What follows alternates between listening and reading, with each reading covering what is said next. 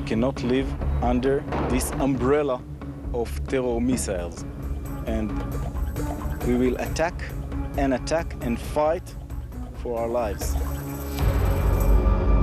Born of war, Hezbollah now is once again at war with Israel.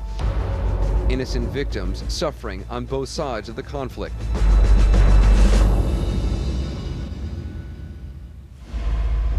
Next, Hezbollah, the tactics of terror. I'm a very calm person till I'm on the phone trying to order 20 pounds of pork when my wireless network. So I switched to Singer's all over network, the network with the fewest dropped calls. That's right. Testing from the leading independent research company proves it. Finito. So if you and get Singular. Singular, with the fewest drop calls, raising the bar. What's more important than your family? Your business? Your retirement? Nothing's more important. That's why you need Trusted Choice, independent insurance agents who can help you protect what matters most. Trusted Choice agents are in every community and can offer you customized policies through a choice of insurance companies. You know what's important. To find a Trusted Choice agent near you, visit trustedchoice.com. Office Depot, a leader in mobile technology, has an all-in-one notebook bundle to help you go wireless wherever your work life takes you. Now, the HP Pavilion Notebook Bundle with Intel Centrino mobile technology comes with an HP printer, wireless mouse, and an extra battery for only $899.99 after mail-in savings. Pick up yours today. Taking care of business.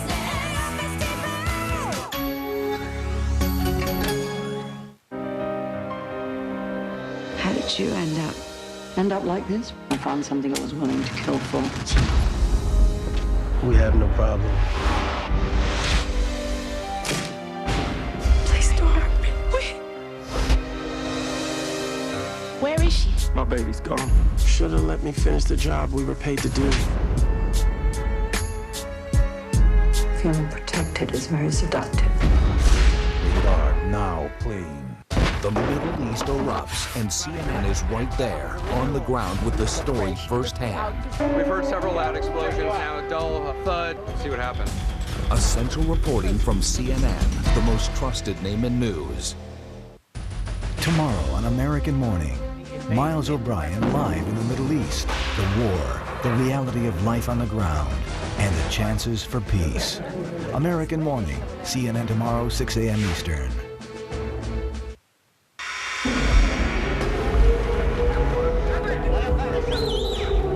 No place is safe in Haifa these days. A northern city well within reach of Hezbollah's rockets, Haifa is the newest target of terror.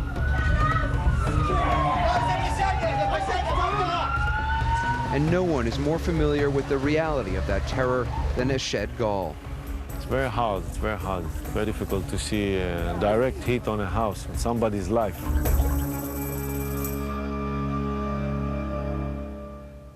A bomb expert with the Haifa police, Gal looks for clues in the rocket remnants in order to better understand what Hezbollah has in its arsenal. Coincidentally, the first rocket to hit Haifa landed in Gal's neighborhood. It was surprising and shocking, and nobody expected it. Though Gal considers these to be crude weapons, he admits that Hezbollah rockets can now reach further than ever before. What you can see is only the remain of the rocket engine, because the rest exploded. This is a 122 millimeter rocket. This was the first one who was falling in Stella Maris near my house. Nobody injured in that incident. This one, we knew that they had, but we didn't believe that they will send them so soon. Israeli experts fear that Hezbollah has even longer range rockets that can strike deeper into Israel's heartland, even Tel Aviv. This is the first one that hit. Haifa's train depot was the scene of the city's deadliest rocket attack. The rocket hits the roof, explodes there, and then it spreads. And then the rocket engine hits the floor here. It was in the morning, and it cut them by surprise. People were working here to fix the train. 2 days later, the depot was hit again. It's surprising because it's very rare, because you can't control the rockets and still they hit the same place. Hezbollah has long relied on short-range Katyusha rockets to strike at the cities and towns along Israel's northern border. But Israel was caught off guard when Hezbollah aimed a guided missile and hit an Israeli warship on July 14th. Daniel Benjamin was the National Security Council counterterrorism director in the Clinton administration. Certainly, Hezbollah has never severely damaged an Israeli warship at sea, so they're using much more sophisticated armaments than they were before.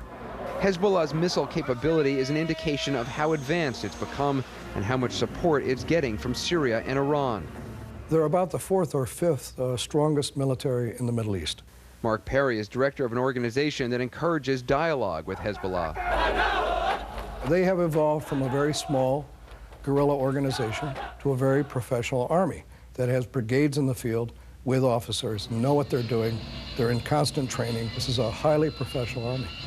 Retired General David Grange is a Special Forces veteran who operated in Lebanon. They've taken on some conventional warfare strength. I mean, the ability to have a rocketry force to fire missiles with better precision than they used to with the Katyusha rockets, which they just point south and fire. Now they're a little more accurate.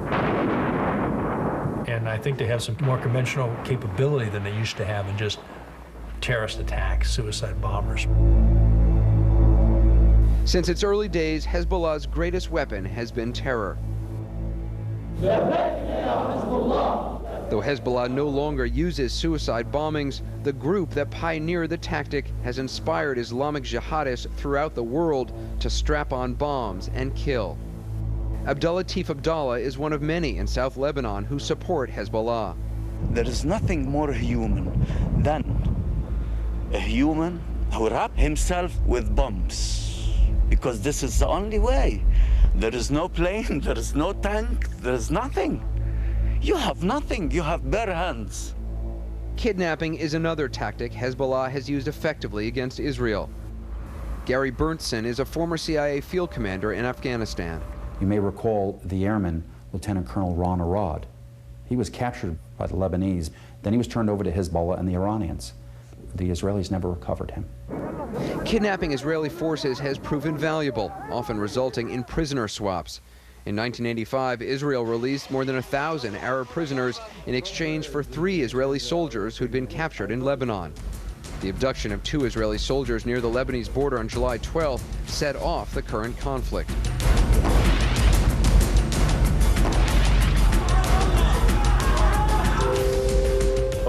Okay, we have a siren now. But as always, Hezbollah's most effective weapon is fear. In Haifa, the constant sirens signal a new and even more unsettling threat. It's different. It's not a suicide bomber on the bus. It's something that's going to fall from the sky, and it's very fatal. People are afraid.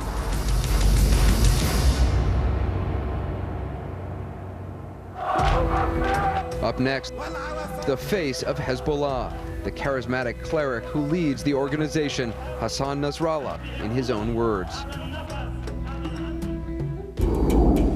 Tomorrow night at 8, high-level talks at the White House searching for a path to Mideast peace. Is a ceasefire the obvious solution?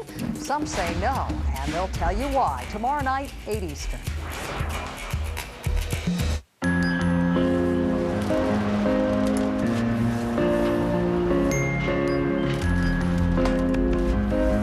What happens when new technology overcomes carelessness? Because we consider what might change tomorrow, our customers can feel more relaxed about what might happen today. Zurich, because change happens. Are you getting enough fiber in your diet? To get the 25 to 30 grams of daily fiber you need for ongoing good health, what else would you have time for? That's why there's great tasting Fiber Choice, the chewable fiber supplement. Each bottle contains 180 grams of fiber. you'd need more than 3 bottles of fiber pills at 3 times the price to get the same amount. And try new Fiber Choice Plus Calcium with as much calcium as 14 ounces of milk in each dose. Fiber Choice Original and new Plus Calcium chewable tablets. Looking for the perfect computer for back to school? Circuit City makes it simple. Right now at Circuit City, bring in any PC and get a free checkup, a $40 value. And save up to $320 on select desktops and notebooks after mail-in and instant savings. Like this Presario desktop PC featuring the Intel Celeron D processor for just $299.99 after rebates. Circuit City. Right now at Joseph A. Bank. Buy a suit and get one for free. That's any regular price suit, buy one and your second is free. Plus, the entire stock of handcrafted sport coats and blazers, buy one, get one for free. Even all dress pants, buy one and your second is, you guessed it, free. That's suits, sport coats, dress pants, buy one, get one for free. Only at Joseph A. Bank. Now through Saturday. I have the scoop of the decade. Her source is deceased. This will be the biggest story to hit London since Jack the Ripper. Jack the Ripper. Is that capitalized? Her partner is clueless. We gotta put our heads together. If we put our heads together, you'll hear a hollow noise. And her new boyfriend, Peter Lyman, is the tarot card serial killer. just you and I all weekend, is the suspect. You're alone with a very dangerous man. From the writer and director of Matchpoint, Don't let me down. Scoop. The man is a liar and a murderer. And I say that with all due respect. Rated PG-13. In select theaters tomorrow. The Emmy nominations are in, and CNN gets 6. Outstanding features. Please help us. Investigative reporting, live and continuing coverage. Too many people trying to get food for their kids. CNN is the most trusted and most honored name in news.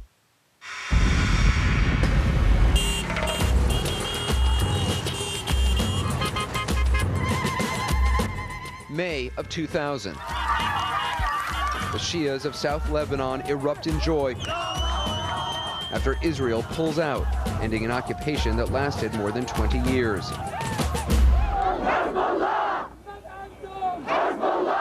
Hezbollah and its supporters proclaimed victory. Look closely at the celebratory poster on this car. You'll see the man behind Hezbollah's armed campaign. Their leader, Sheikh Hassan Nasrallah, who just this week reminded the world of how determined they are. In 2000, we in Lebanon, we with modest capabilities and efforts, and with a small number of mujahideen, with few supplies and little equipment, presented a model of how a resistance can overcome an occupation army. What Hezbollah terms its armed resistance, guerrilla and terror tactics, eventually wore the Israelis down. Hezbollah is the first army in the Arab world ever to force the Israelis to retreat. It managed to do what hundreds of thousands of conventional military troops in Egypt, in Jordan, in Syria were unable to do for more than half a century. And that gave Hezbollah an almost mythical status in Lebanon, elevating its leader, Hassan Nasrallah, into one of the more revered leaders in many parts of the Muslim world. Now, as Israeli airstrikes bombard Hezbollah strongholds, Nasrallah's renown is once again celebrated on the Arab street. Like here, in this Syrian market, where a shopkeeper gives away pictures of his hero. Nasrallah's popularity is bigger than a mountain and higher than the sky. He is now getting support from God and from the people. But whether Nasrallah's support has staying power in a religiously divided Lebanon is questionable. There will be many in Lebanon who will be very upset about the fact that Hezbollah's cross-border raid brought about this extraordinary military response from Israel, and will hold Hezbollah accountable as well as Israel. The Hezbollah leader may well be relishing this moment, one he's long prepared for. At the age of 10, as the story goes, Nasrallah played cleric, wrapping his head in his grandmother's black scarf, telling others to pray behind him. By the age of 15, he'd entered a Shia seminary in Iraq. Now 46, the black headscarf is his signature, and he's much more than just a cleric. He is both the charismatic Islamic populist and the wily guerrilla tactician. The kind of cross between Ayatollah Khomeini, Iran's revolutionary leader, and Che Guevara, the Latin American revolutionary. Though he's considered a formidable player in Lebanon, Nasrallah claims he does not aspire to be another Osama, condemning the 9/11 attacks on the World Trade Center. One of the ironies about Hezbollah is that many in the West just lump them in the same basket as Osama bin Laden and Al-Qaeda. But actually, there's an enormous amount of tension between two very different movements. Nasrallah leads a Shiite movement. Osama bin Laden leads a predominantly Sunni movement. They hate each other. Though Hezbollah has killed many Americans over the years, in a July 2001 interview with CNN, Nasrallah insisted then that America was not the enemy. America's policies are biased and unjust. We oppose them, but we don't fight the Americans, and we do not launch military operations against Americans or target Americans. Still, Hezbollah remains on the U.S. list of terrorist organizations. We are not a terrorist movement. We refuse to be described as such. And he who accuses us of terrorism must present proof of our involvement in terrorist actions. Even so, Nasrallah is committed to the fight against Israel, calling on the Arab world to join the Hezbollah cause. Today, the peoples of the Arab and Islamic nation are facing a historic opportunity to accomplish a great historic victory over the Zionist enemy. You're really worried about another strike here right now, yes? When we come back, we are now the most dangerous place is in the most dangerous moment. CNN's Nick Robertson takes us inside a Hezbollah stronghold.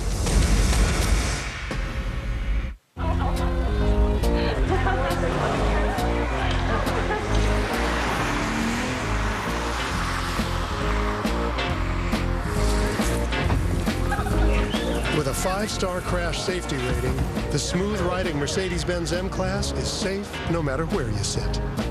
The Mercedes-Benz Summer Event.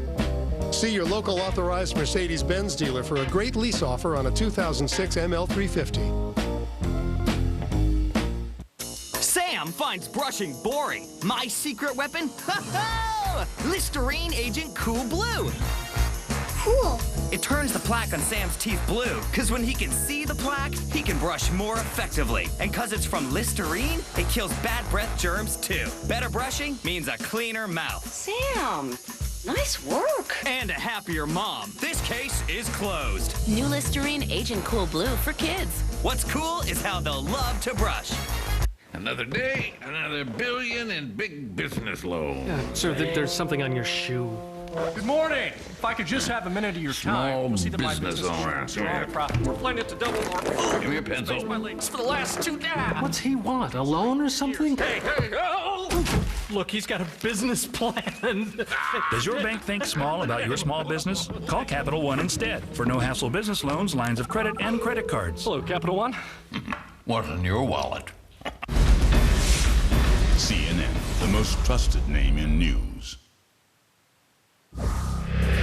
Hi everyone, I'm Heidi Collins. We will return to our 360 special Inside Hezbollah in just a moment. But first, the headlines at this hour. Heavy exchanges of artillery on both sides of the Israel-Lebanon border on day 16 of the crisis there. Sources tell CNN if a ceasefire can be reached between Israel and Hezbollah, France, Italy, Turkey, and Norway will be willing to participate in international peacekeeping forces in Lebanon. About 3,500 U.S. soldiers who were supposed to come home from Iraq next month have to stay for up to 4 additional months. The Pentagon says it's extending the soldiers' tour of duty as part of a plan to crack down on sectarian violence that has been claiming more than 1,000 lives a month in Baghdad. Back here in the U.S., in California now, at least 104 people have died in a heat wave that hasn't let up for nearly 2 weeks. Temperatures have been above 100 degrees, mainly in Central California. The National Weather Service says a cooling trend is expected Friday. And the winner of the Tour de France says he did not cheat to win. American Floyd Landis tested positive for high testosterone levels last week during the race. Landis has been suspended from his cycling team pending the results of another drug test. If he is found guilty of using testosterone, which is a steroid, Landis could be the first cyclist in history to be stripped of his Tour de France title. We'll have to wait to see the result of those tests. And those are the headlines. Our 360 special Inside Hezbollah continues right after this. I gotta say, your performance was pretty disappointing today. Your swing looked like you were chopping wood. Your chipping was costing you stroke after stroke. You were playing hockey on the greens. We got work to do. Lots of work. But we won. That's why I was taking it easy on you.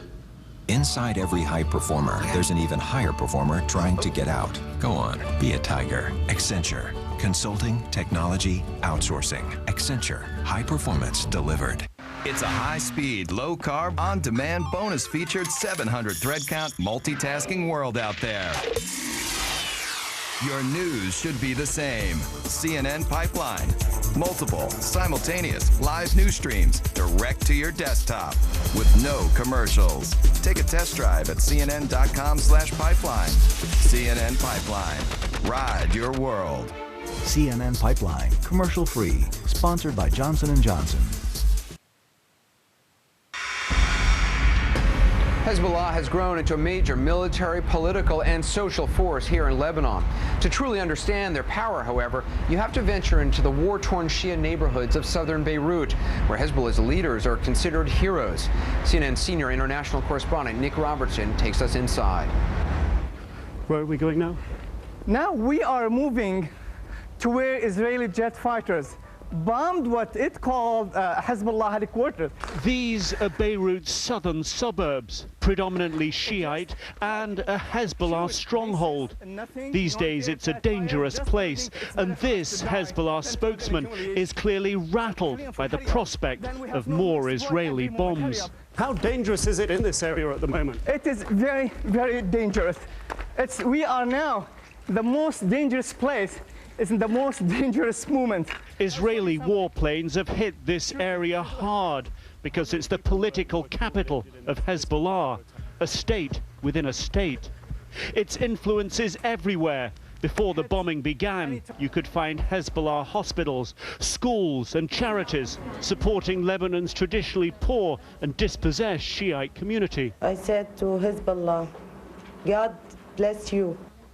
For Malika Saror and her family, Hezbollah provides water when no one else can or will, even now when so many are displaced. My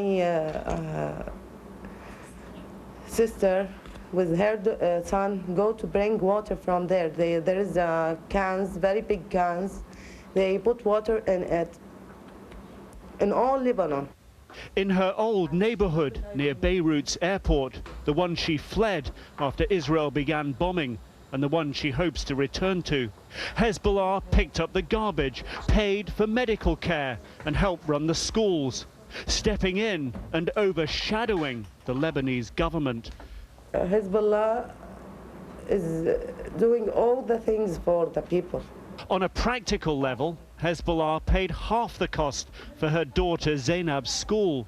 And Zainab says that was just the beginning of the help. If something is broken in my school, Hezbollah helps them to make it and to correct it again. Now Zainab is on her way to becoming the next generation of Hezbollah. I hope that when I be big and adult, I want to be a doctor for Hezbollah. If someone have a hurt in his hand, I will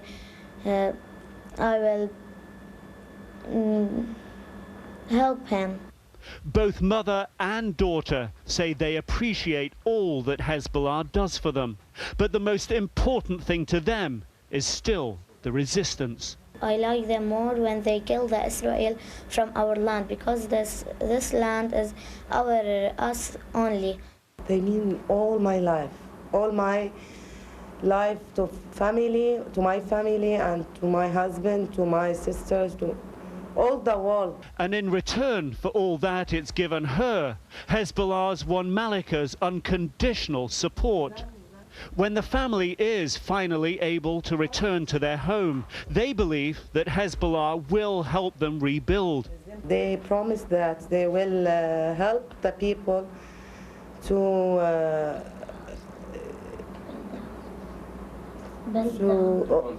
continue, yes, the life again. Hezbollah has a track record of doing just that. In 1996, after an Israeli military assault destroyed numerous buildings in southern Lebanon, Hezbollah was quick to help its supporters rebuild. Hezbollah has a very interesting outfit called the Jihad Construction Company. They load their trucks with windows and all kind of construction equipment, and all these young guys with their t-shirts saying Jihad al-Bina here. They will go from house to house and offer the people, do you want us to fix your windows? Do you want us to fix your doors? Even now, as its buildings are being destroyed, Hezbollah is organizing refugees and relief services. Proof its ability to provide social service has survived. Well, there's a lot of damage here. The rebuilding of South Beirut won't come until the bombs stop falling. But when it does, Hezbollah will be there for its followers, as it has so many times before. For now, it's more about surviving. Our action is always reaction. It's never an action. But they say you're killing civilians. Now there's jet fighters, we have to move. You're really worried about another strike here right now? Of course, of course. Just ahead, tracking terror. How Israel hunts down its enemies. How you doing, sir? Orientation, 7th floor. Sign in, please. If you're a new full-time employee. We've got the Q4 numbers. Germany looks good. A people-ready business knows that every person it hires is an investment. With the right software, they'll be ready to hit the ground running from day one. Larry King next. John Walsh of America's Most Wanted with his family on the 25th anniversary of his son's abduction. Larry King Live, next on CNN. Hey guys, are you sick of feeling fat and tired? Has your love life slowed down or even come to a screeching halt? Introducing Nutrisystem for men. I'm Dan Marino, and I lost 22 pounds on Nutrisystem. Order today and get 4 full weeks of awesome food. Plus, you'll get an extra week of hearty meals free. Hey, I'm at my playing weight now. The secret to the system is the glycemic advantage, a science that separates good carbs from bad. So now you can eat burgers, pasta, even pot roast. Get back in the game. Since Nutrisystem, my sex life is excellent. I feel I'm back again. I feel like better than I did in high school. About $10 a day gets you 4 full weeks of rib-sticking meals. If you want to lose weight, pick up the phone and change your life. I'm 40 years old. I'm in the best shape of my life. You will lose weight. Order our 4-week men's program and get an extra 7 breakfasts, lunches, dinners, and desserts. A full week of food and a $70 value absolutely free. So call now. America's favorite home gym is more affordable than ever. Now you can get the all-new Bowflex Extreme for just $19 a month. Call the number on your screen for a free DVD or video and check it out. Bowflex's Power Rod technology delivers results. Powerful arms, defined legs, a stronger chest, and a toned, sexy core. And owning a Bowflex home gym is so affordable. Great results are easy with a new Extreme. All it takes is one simple workout, 20 minutes a day, 3 times a week, to get in the best shape of your life. The Extreme is built so well that we back it with an unrivaled 7-year warranty. And so effective, it comes with Bowflex's 100% satisfaction guarantee. Own the Extreme with no money down and payments of just $19 a month. And when you call right now, we'll give you the leg attachment upgrade free. Call for a free DVD or order your Bowflex Extreme for only $19 a month. And for a limited time, get the leg attachment free. Paul is on now. CNN tomorrow night, 8 Eastern.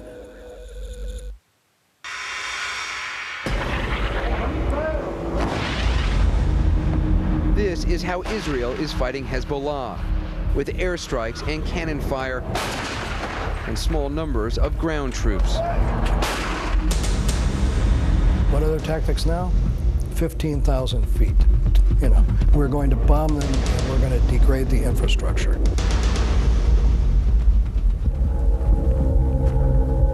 But Israel also hunts its enemies like this, under cover of darkness, up close and personal.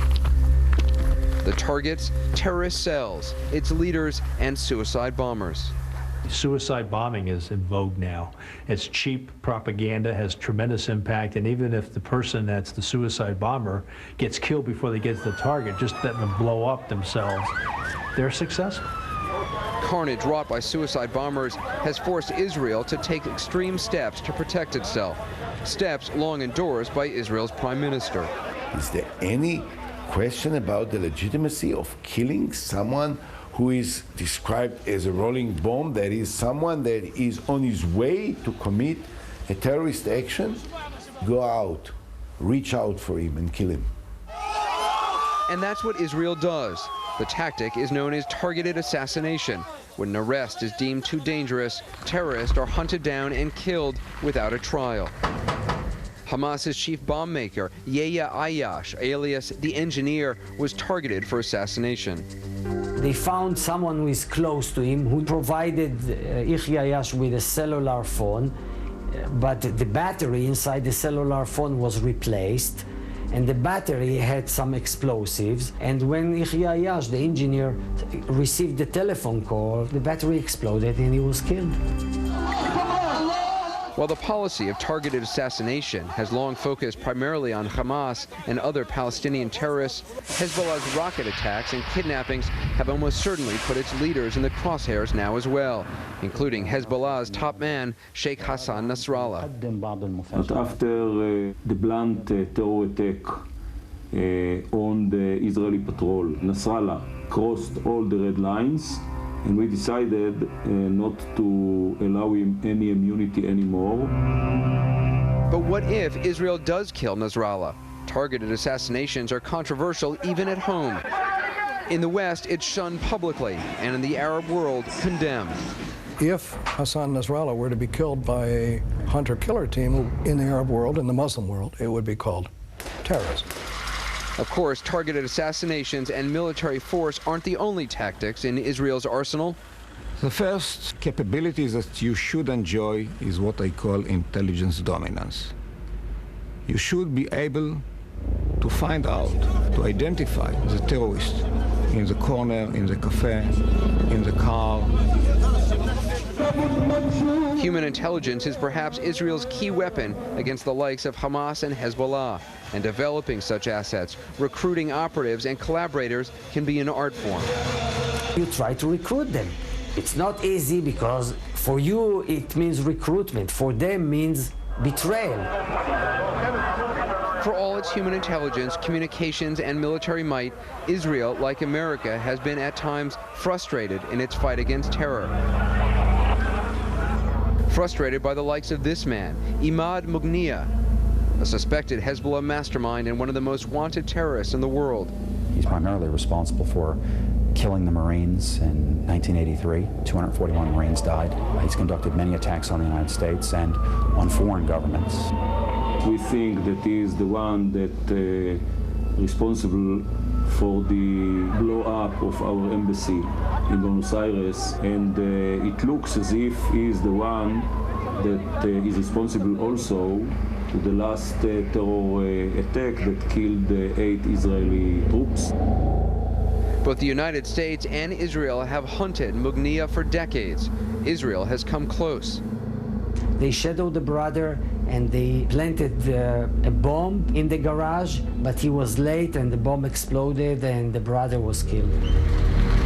And so it goes. For all of Israel's human intelligence and military might, there is one undeniable reality when it comes to fighting terror. Any kind of guerrilla organization, of course, uses people to to their advantage. Their tactics is to blend in with the population, strike when they can. Thanks for watching this special edition of 360 Inside Hezbollah. I'm Anderson Cooper in Beirut. To help get all the fruits and vegetables the USDA recommends, you could wear this. Or drink this. 1 8-ounce glass of Florida orange juice counts as almost 25% of your fruit and vegetable servings. Florida orange juice. Healthy, pure, and simple. Looking for the perfect computer for back to school? Circuit City makes it simple. Right now at Circuit City, bring in any PC and get a free checkup, a $40 value. And save up to $320 on select desktops and notebooks after mail-in and instant savings. Like this Presario desktop PC featuring the Intel Celeron D processor for just $299.99 after rebates. Circuit City. There's a company that builds more than 1 million vehicles a year in places called Indiana and Kentucky. One that has 10 plants, from the foothills of West Virginia to the Pacific coastline. What company is this? Toyota. A company that, along with its dealers and suppliers, has helped create hundreds of thousands of U.S. jobs. A company proud to do its small part to add to the landscape of America. There are so many aches and pains that keep you from getting a full night's sleep. But starting tonight, there's a new PM that has them covered. Introducing new Advil PM, the first and only PM with Advil. Now get multi-pain relieving power plus a non-habit-forming sleep aid to gently ease you to sleep. Nothing's proven better on tough nighttime pain. When aches and pains keep you up, there's new Advil PM. Stop hurting and start sleeping.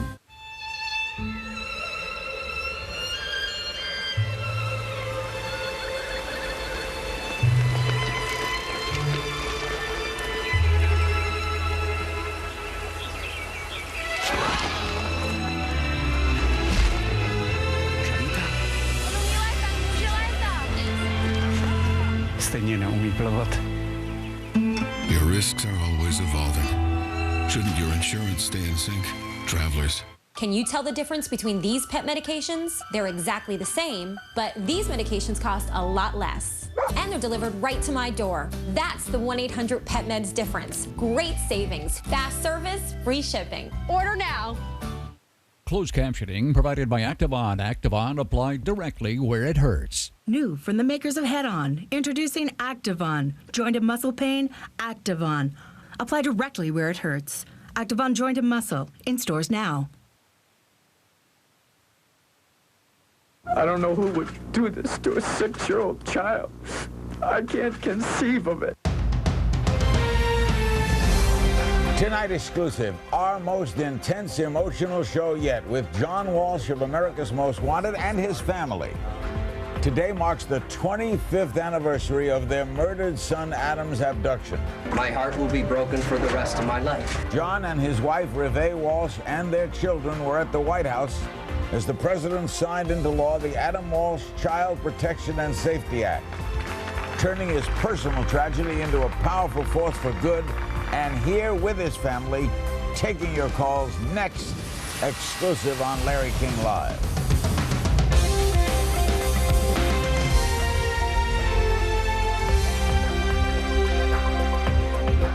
We'll begin, they're all in Washington, with John for the first 2 segments, then John and his wife for 2 segments, and then the entire family for 2 more segments. And then later in the program, we'll speak with the Prime Minister of Turkey. John Walsh, of course, is the host of America's Most Wanted. His son Adam was abducted exactly 25 years ago today and was found murdered weeks later. And today the president signed the Adam Walsh Child Protection and Safety Act at the White House. What was it like for you, John? It was a great day, Larry, and I want to personally thank you for having me on so many times with Elizabeth Smart, Ed Smart, and continually supporting our efforts to get this bill passed. It took almost 10 years, but I'll tell you, this used to be a very, very sad day for this family, especially for Reve, and the signing of the bill by the President today turned this day into a very, very positive day. Very emotional, but very wonderful day with lots of parents of missing and murdered children, lots of bipartisan support from Congress, and it was just it was quite an experience. In essence, what does it say, this bill? I think it's probably the toughest piece of child protection legislation passed in the last 25 years. It's going to change the way the criminal justice system deals with the rapists of our women and the molesters of our children. It mandates that there be a national sex offender registry that anybody can access, one in every single state. That takes care of the states that have weak ones or no registry. It mandates 500 new marshals beyond the streets, not assigned to look for drug dealers or bank robbers, but to look specifically for sex offenders that are in violation of their probation. The Justice Department says there are 100,000 convicted sex offenders who have disappeared, fallen through the cracks, are in violation. It mandates the collection of DNA of every convicted sex offender from today on. That will probably solve thousands of old, cold cases, rapes and molestations, and probably free innocent people that are in jail now for a crime they didn't commit. Can you imagine being in jail for a molestation or a rape you didn't commit? And it creates a national child abuse registry and mandates that every person who wants to be a foster parent from today on must go through a background check so those kids going into foster care won't be exploited. It's a tough, good bill. Will Mark Lunsford in Florida, the father of Jessica, will this please him? Oh, he was there today, and I've talked to him almost every week since Jessica's been murdered. This is something that he dreamed about. He came up to Washington a couple times with me, and you know, he can only look back with real pain in his heart, because the man who killed Jessica was a 22-time convicted lowlife who was in parole violation, should have never been on the streets, not be 150 yards hiding in a trailer, stalking his daughter and taking her in the middle of the night. And, you know, this wouldn't have happened if this bill had been in place, and I think Mark Lunsford is thrilled. He was there today, and it was great to see him. John, any effect on internet pornography? Absolutely. One of the big components of this bill is putting 35 more FBI agents involved in cyber crimes. Child pornography is a $4 billion a year business, and most of it is traded and sold over the internet. There are some wonderful provisions dealing with internet pedophiles, the hiring of more prosecutors. It just really has some great components in this bill. John, take us back, if you will. 25 years ago today, Adam is 6 years old. He's with your wife. Where are they? What happened? Well, this very day, 25 years ago, I kissed Adam goodbye and went to work, and Reve went to the Sears store in the Hollywood Mall to buy a lamp. She had told me she was going to buy a lamp. Video games were brand new in 1981, and Adam was in the toy department with his mom. We always called him the little gentleman, and he asked if he could watch these 4 boys, 2 black boys and 2 white boys, play each other in the video game. And he said, "I'll stay right here, Mommy." And she knew that Adam was really wonderfully behaved, great mother, always picked him up from school, took him to school. She was 3 aisles away, gone for about 4 minutes, came back, no Adam. Now, we didn't find out for years that an argument had broken out. A 17-year-old female security guard, untrained, who had just had an abortion the day before, under medication, saw the argument and ordered white boys out this door, thinking that little 6-year-old boy was with those 2 teenage white boys, and you black boys out this door. Everybody thinks that Otis Toole, a serial pedophile, serial killer, partner of Henry Lee Lucas, another infamous serial killer, was stalking that store that day looking for a little boy. He was into little boys, and he lucked out and followed Adam out of the store. There was that little boy crying, and when Reve asked for help in that store, no one ever told her that Adam was ordered outside, and that began the worst 2 weeks of our lives, looking for that little boy. Why did it take 2 weeks? It took 2 weeks because Adam's remains were found on the 14th day, and you and I have talked about this over the years. There was nobody to help us. There were some well-intended people who searched sort of a very incompetent search, not very well organized, but well intended. The police didn't know what they were doing, and it was just one nightmare after another. The FBI in those days refused to get in cases of kidnapped children. It was just everything that we thought we believed in when we had grown up on television, that a SWAT team was going to come in and find this little boy. None of that happened, and 2 weeks later they found his remains. Thank God, or we'd still be searching. The man who confessed to it later recanted and since then has died, so therefore this is an unsolved crime, right? Absolutely. I don't think we'll ever get any justice. He was the main suspect. He recanted. He confessed again. He recanted. They did take his car. There were some witnesses who placed the car there. They took a bloody piece of carpet out of the back of the car where he said he killed Adam in the car. Somehow the Hollywood, Florida Police Department misplaced that car, sent it to different labs. There was no DNA in 1981. The FBI lab has told me repeatedly, if they hadn't lost that carpet, we could have told you in one day if that was Adam's blood from the DNA, so we may never get justice. He was brutally killed, right? He was decapitated. Why? I don't know why, Larry. I don't know why someone would kill Jessica Lunsford, Carly Brucia, someone would kill Polly Klaas. These people are incorrigible, they're sociopaths. They're evil, they prefer to have sex with children, and I figured one thing out after all these years, that the psychiatric community should study these lowlifes. They should take parts of their brains, they should study their background, but they've come to one conclusion: separate them from children.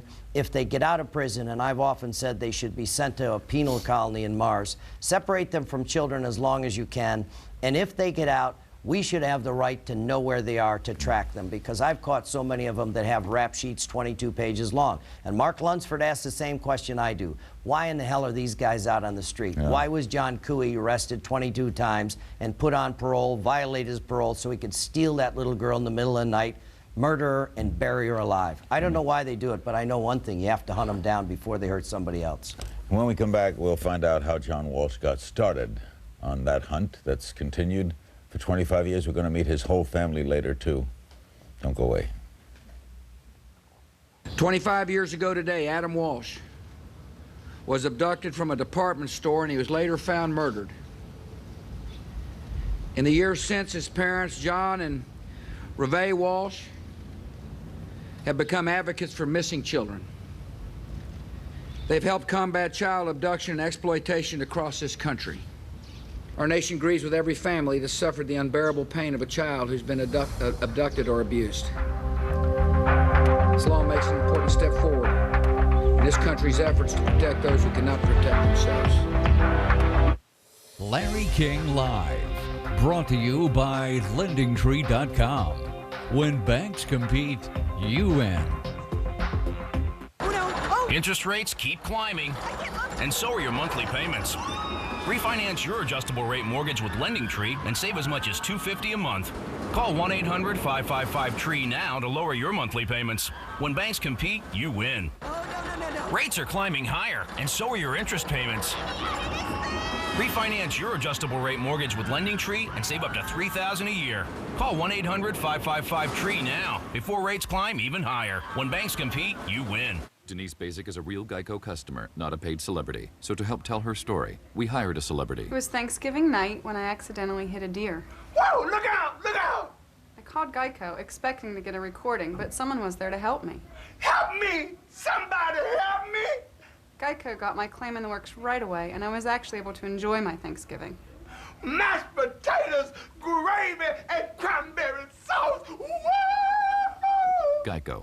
Real service, real savings. Write this down. This is a big story. Will the scoop of her career... Peter Lyman is the tarot card serial killer. I'm Peter Lyman. ...be the love of her life? Have you had an experience where a bell goes off just right away? It's so fantastic. I can't imagine he'd do anything bad. Or the end of it? I'm a would-be reporter who's falling in love with the object of her investigation. From the director of Matchpoint. Finally, just you and I. You're alone with a very, very dangerous man. Scoop. That's two verys. Rated PG-13. In select theaters tomorrow.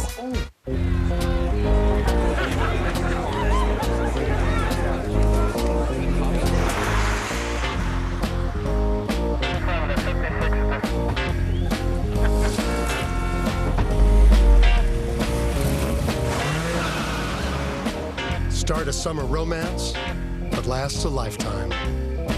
The Mercedes-Benz Summer Event. Cruise into your local authorized Mercedes-Benz dealer for great lease and financing offers on select models.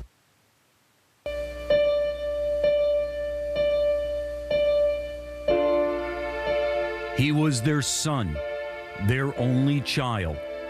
John and Reve Walsh will never be able to erase the memory of their pain. I never fantasize or think about what it would be like if Adam had lived, because that's not fair. We were lucky. We were lucky to have him for 6.5 years. He was a beautiful little boy. The Adam Walsh Child Protection and Safety Act is now law, signed by the President today. The Walshes and others were there. All right, John, what led to... A lot of guys would have had this happen and said goodbye. Forget it, I'm going off to New Zealand and I'm going to look at the beach. What led you to this life of hunting down people? Well, I think really Reve was the motivation in the beginning. We were absolutely devastated, heartbroken. We had nothing in common but the anger and the grief. And she said, you know, we're destroying ourselves. This is not something that Adam would want. We've forgotten who the real victim is. She started the first branch of the National Center for Missing and Exploited Children out of our garage. I saddled up and came here to Washington to battle for the Missing Children's Bill. The FBI opposed it. It was a simple piece of legislation that was simply said that parents like Reve and I would have the right to put their kids in the FBI computer, the NCIC.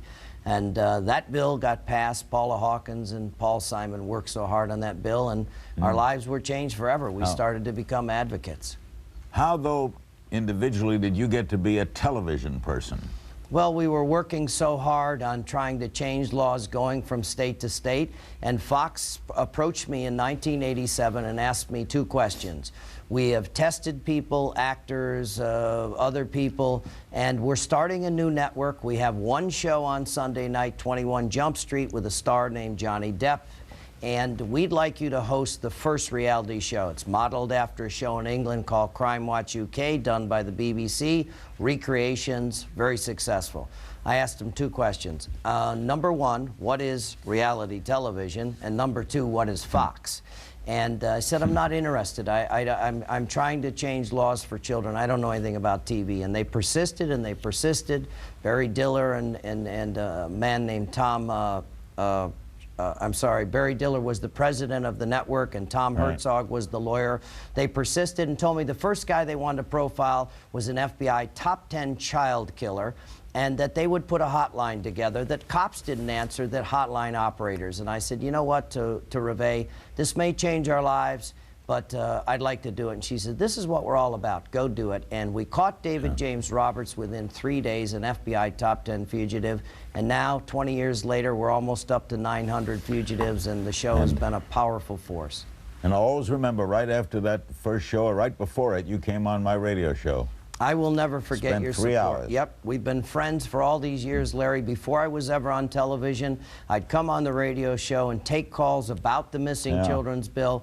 You've still been supportive over the years. I'll never forget you had Ted Kennedy on this program a while back, and Ted Kennedy, a wonderful man, and I've known him for 20 years, was trying to attach a piece of legislation to this that was holding it up. You asked him why. He said he would consider it, and he dropped that the next day. So you and I have been friends a long time, and you've helped me with a lot of things. We have an email for you, John, from Kathleen in Pittsburgh. I was wondering if there are volunteer programs with the FBI or other organizations for civilians to nab pedophiles via the internet. I would not mind spending evenings online toward a cause I feel is so vital in protecting children. What do you make of that? Well, first of all, I don't believe in vigilantism, and I don't think this woman's intention is vigilantism, but I think she's very well intended. We have volunteers that work at the National Center for Missing and Exploited Children. There are police agencies all over the country that use people to lure pedophiles over the internet, but I always say you've got to go through a bona fide police agency or a nonprofit like the National Center. Get your training. We could use you. We could use your help. And certainly the internet has become a very dangerous place. The National Center and the FBI caught 1,200 pedophiles last year that were posing as children, trying to lure children out to hurt them. So the internet has become, and some of the the parts of this bill deal with the dangers of the internet. Used to be the pedophile was out on the street, and they still are, trying to get your kid at the bus stop. Now that pedophile's in your living room talking to your 12-year-old daughter, posing as another 12-year-old girl. Can be a very dangerous place.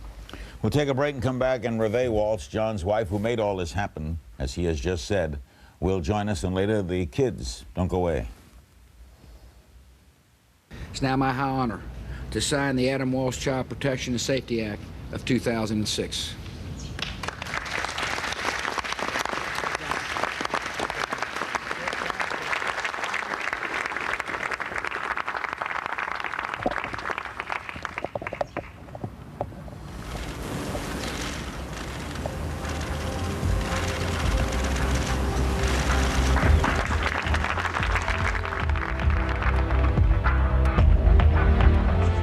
Still have an adjustable mortgage? Refinance now to a low fixed rate from Ditech.com. We'll also guarantee you the lowest rate and fee. At Ditech, refinancing is quick and easy, even if your credit is less than perfect. Log on or call 1-800-71-FIXED. What's it like to be our guest? It's a warm fireplace and an even warmer welcome. It's helping yourself do whatever you need and knowing that help is always close by. It's having the tools to keep you connected and making a real connection. But most of all, it's feeling like you're a guest in our home. Country Inns and Suites by Carlson. Be our guest.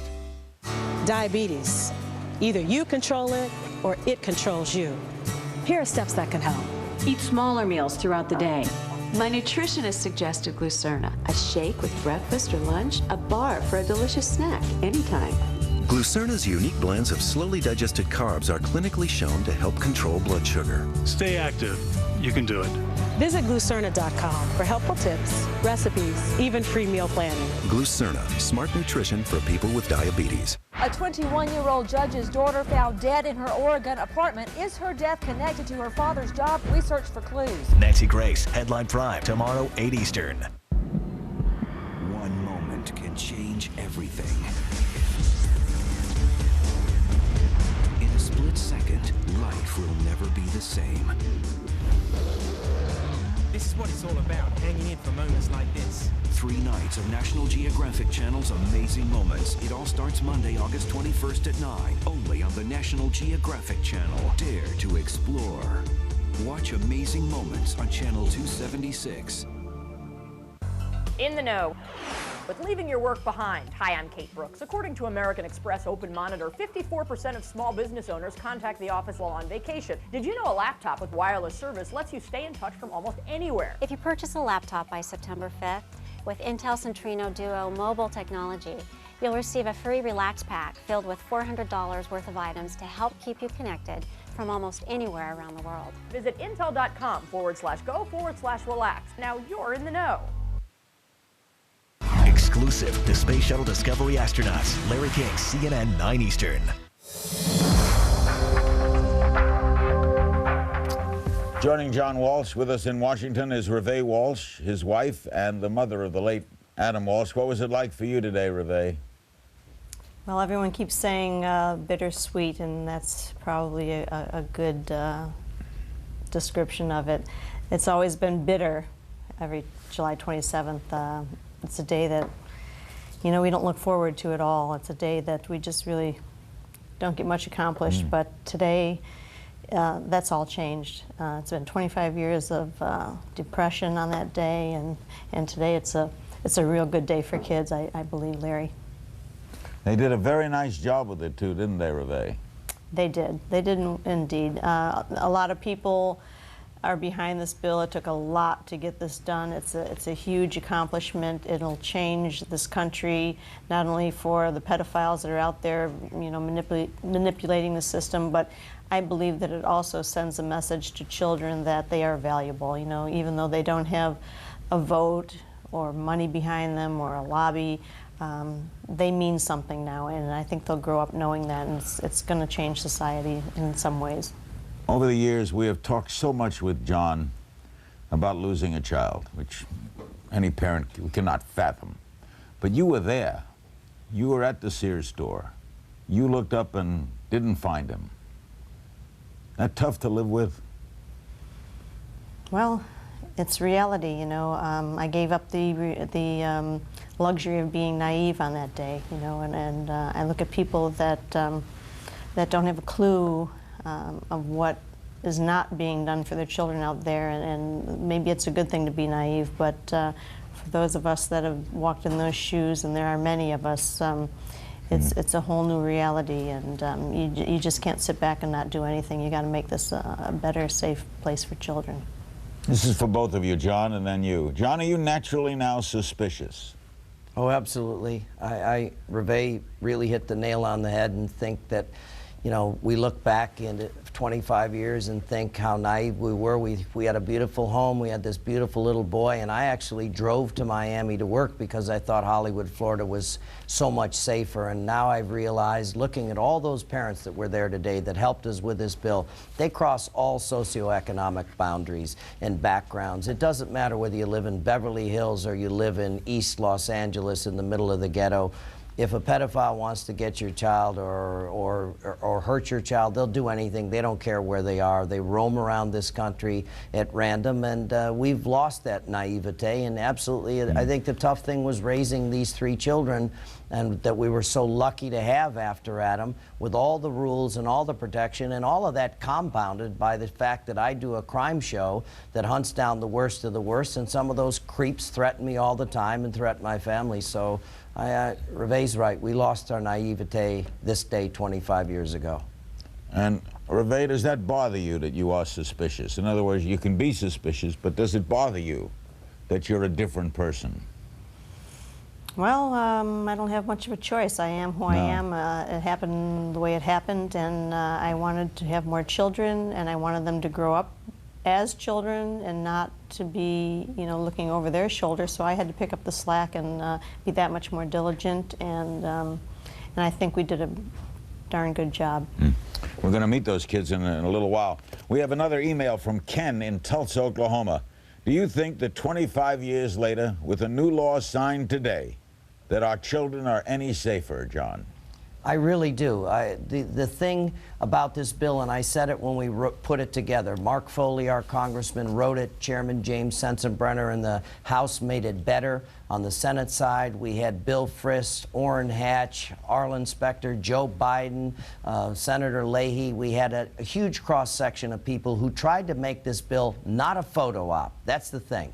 Bills with no money, bills with no oversight, they're just photo ops. This bill is really, I believe, going to save lives. It's going to send a huge message to the hunters of our children and our women that we have turned the tide, that we are now the hunters. And the marshals and other federal agencies are going to help those little local agencies go out and get these creeps. Yes, they will have committed one crime. Yes, they'll be in the registry. But I really think America is going to be a safer place because of the guts and the teeth in this bill. It's good news. Reve, a lot of times when tragedy strikes, death of a child, either through murder or through illness, couples don't stay together. What kept you together? Well, Larry, you know we've had our ups and downs. You know, gee, I don't know. We really love each other deeply, and we've been together for so long, and we have so much history together, and so much in common, and our beautiful children that we have now. And you know, I always believed it's easy to get divorced. That's the easy way, and God knows we don't do anything that's easy. So. After Adam's passing, was there blame? Were there things where you should have done this, you should have done that? You know, I've thought about that because people ask me that question sometimes, and there really wasn't. And I try to look back and say, gee, am I in denial about this or what? But there really wasn't. We were overly protective parents, if nothing else. And I've always thought, and John and I have always said, that if it could happen to Adam, it could happen to anyone. We weren't the type of parents that just opened the door and said, see you at 6 o'clock, you know, like my parents did, and I'm sure your parents probably did. That's the way it was back then. But he was an only child. He was the first grandchild on both sides, so therefore he was the only nephew at the time. And he had so many adults around him. He was totally protected. I mean, this is just something that we didn't know was in the plan for God, to have planned plans for us to live through this. Let me get a break. We'll come back. And when we come back, Megan, Callahan, and Hayden are going to be standing by. They'll be joining us shortly. The children of John and Reve Walsh. Don't go away.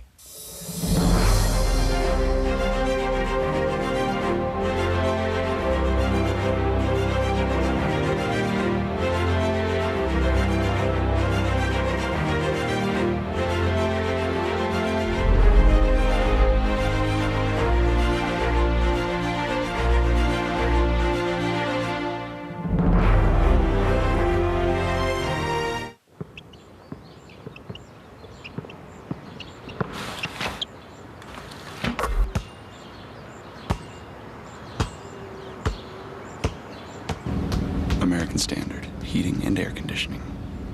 Why do I like working here? I'm part of something big. I'm part of the future. I bring people together and send smiles, literally. Michael's my son. We have a good time together. Michael thinks my job is pretty cool. But what I like the most is that Verizon Wireless works as hard for me as I do for our customers. Through our tuition reimbursement program, I earn my certification. As I grow, the company grows. I am Diane Mundy, Verizon Wireless Project Engineer. It's very exciting to be part of something like this.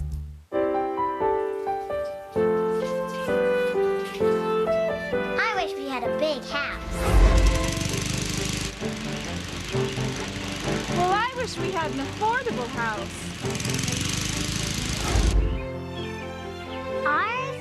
Find your perfect place. It's easy at RE/MAX.com. Now RE/MAX.com offers more home listings to choose from than ever before. Nobody sells more real estate than RE/MAX. Ask me. Ask me. If I don't bring it up, you bring it up. Let's not wait until you've lost any more bone. Let's not wait till you break a bone. You're a busy woman. Osteoporosis is serious business because it can get worse. But bone loss can be reversed. Fosamax Plus D treats postmenopausal osteoporosis. It actually helps reverse bone loss. It helps prevent hip and spine fractures. Plus, it's got vitamin D. You shouldn't use Fosamax Plus D if you have certain disorders of the esophagus. You have to be able to stand or sit upright for 30 minutes. If you have severe kidney disease or low blood calcium, you shouldn't take Fosamax Plus D. It's not for vitamin D deficiency. Tell me about your stomach and digestive problems and your medications. Vitamins and supplements, too. Stop taking Fosamax Plus D and call me right away if you get heartburn or it gets worse, or swallowing becomes difficult or painful, or if you have chest pain. These could be signs of serious upper digestive problems. So call me. Make an appointment. Give me a call. We'll talk about it. Ask me. Ask me about Fosamax Plus D. Bone loss can be reversed. Ask me.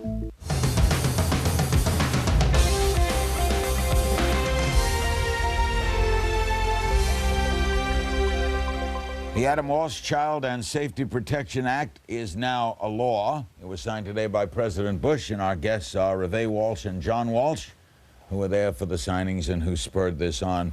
I have one more email for you from Cecile in Schaumburg, Illinois. What should people do if they know of child abusers in their neighborhood? John?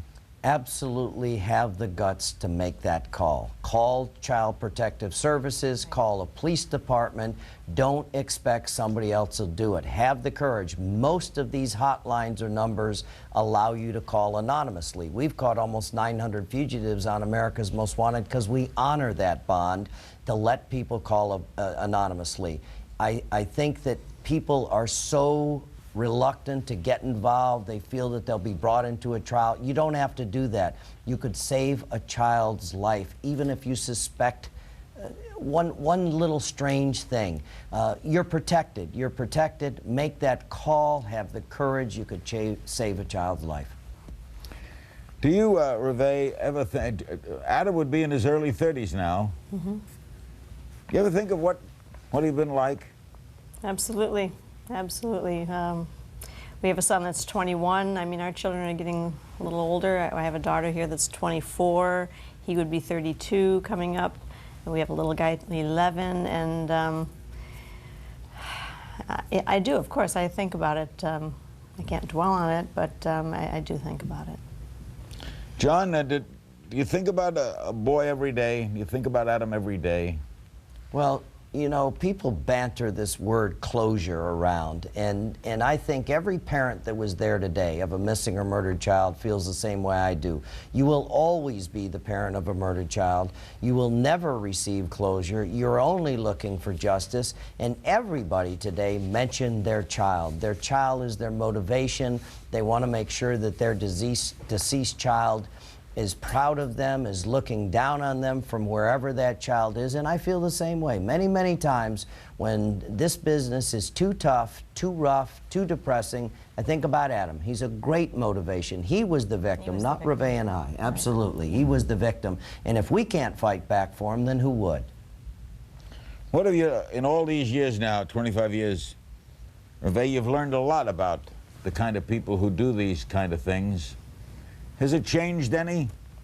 Is there a different kind of predator out there now than 25 years ago? With the internet, has that changed things? Well, of course, as the laws get tougher, they get slicker. You know, I mean, that's the way it has to be. But I think with this piece of legislation that we passed today, they're not going to prey on our children. We're going to be preying on them. Law enforcement will be preying on them. They will be the prey. The children won't be the prey anymore. What percentage of them, John, are men?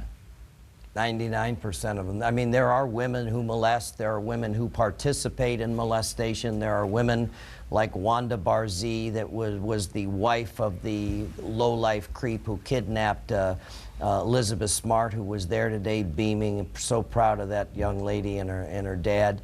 But the vast majority of them are low-life men who have no conscience, no remorse, and they believe that they can exploit any child that they want and get away with it. Do you exclude priests who exploit but don't kill? No, I don't exclude priests. And I was raised in the Catholic Church, and my cousin is a Monsignor. And it has always appalled me that priests would get special treatment, that they'd be moved around. If you molested a child, Larry, you would go to jail. And the Papal Commission that investigated the Catholic Church said that there were over 10,000 pedophile priests who had molested children over the last 20 years. I say one thing, if you cross that line, especially if you're in a position of trust, you should go to jail for molesting that child. We're going to take a break, and when we come back, we'll meet the other Walshes, Megan, Callahan, and Hayden, and spend some time with a delightful family. They don't have their older brother, but they sure have a lot for each other. Don't go away.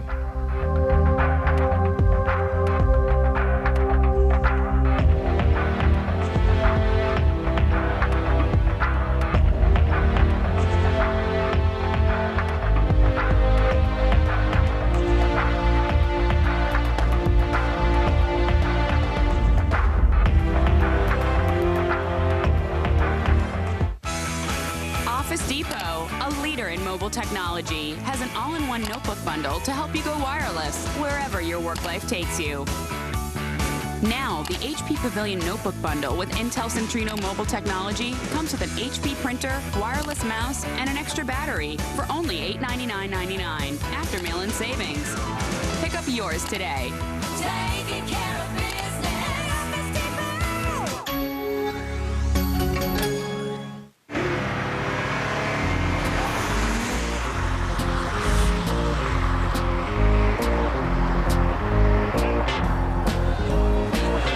A 7-speed automatic transmission, a 268 horsepower engine. Start a summer romance that lasts a lifetime. The Mercedes-Benz Summer Event. See your local authorized Mercedes-Benz dealer for a great lease offer on a powerful 2006 E350 sedan. I think it happens to a lot of guys over 50. See, I was always going during the movies and hating to stand up, going during a presentation and hating to stand out. And once I got there, I had trouble going, and I was going 3 times a night. I said to my doctor, I have a going problem. He said, you have a growing problem. It's not your bladder, your prostate is growing. See, I had an enlarging prostate. My doctor prescribed Avodart. Most medicines only treat symptoms. Avodart, with time, actually shrinks the prostate and improves urinary symptoms. So I can go more easily when I need to go and go less often. Only your doctor can tell if your symptoms are from an enlarged prostate and not a more serious condition such as prostate cancer, so have regular prostate exams. Avodart is for men only. Women women should not take or handle Avodart due to the risk of a specific birth defect. Tell your doctor if you have liver disease. Rarely, sexual side effects, tenderness, or swelling of the breast can occur. Call your doctor today. Avodart for your growing problem.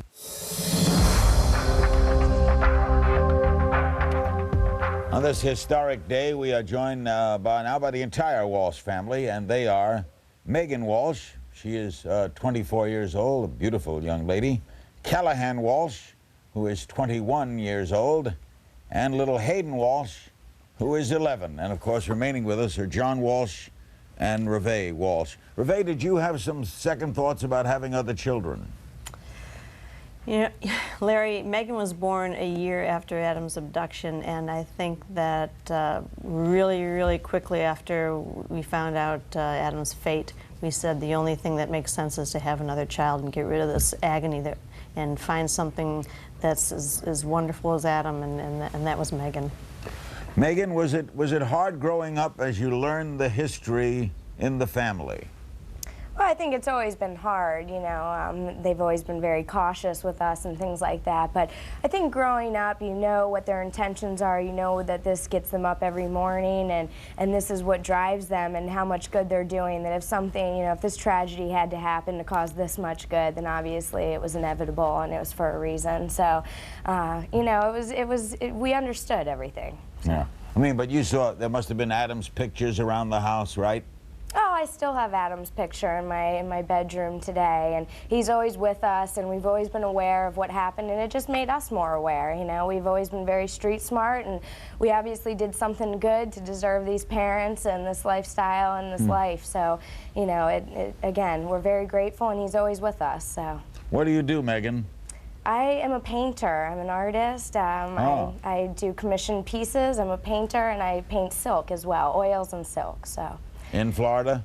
Actually, I reside in North Carolina right now. I have a fiance as of 3 weeks ago, and he is in medical school at UNC, so I'm there. Do you? John, you like him?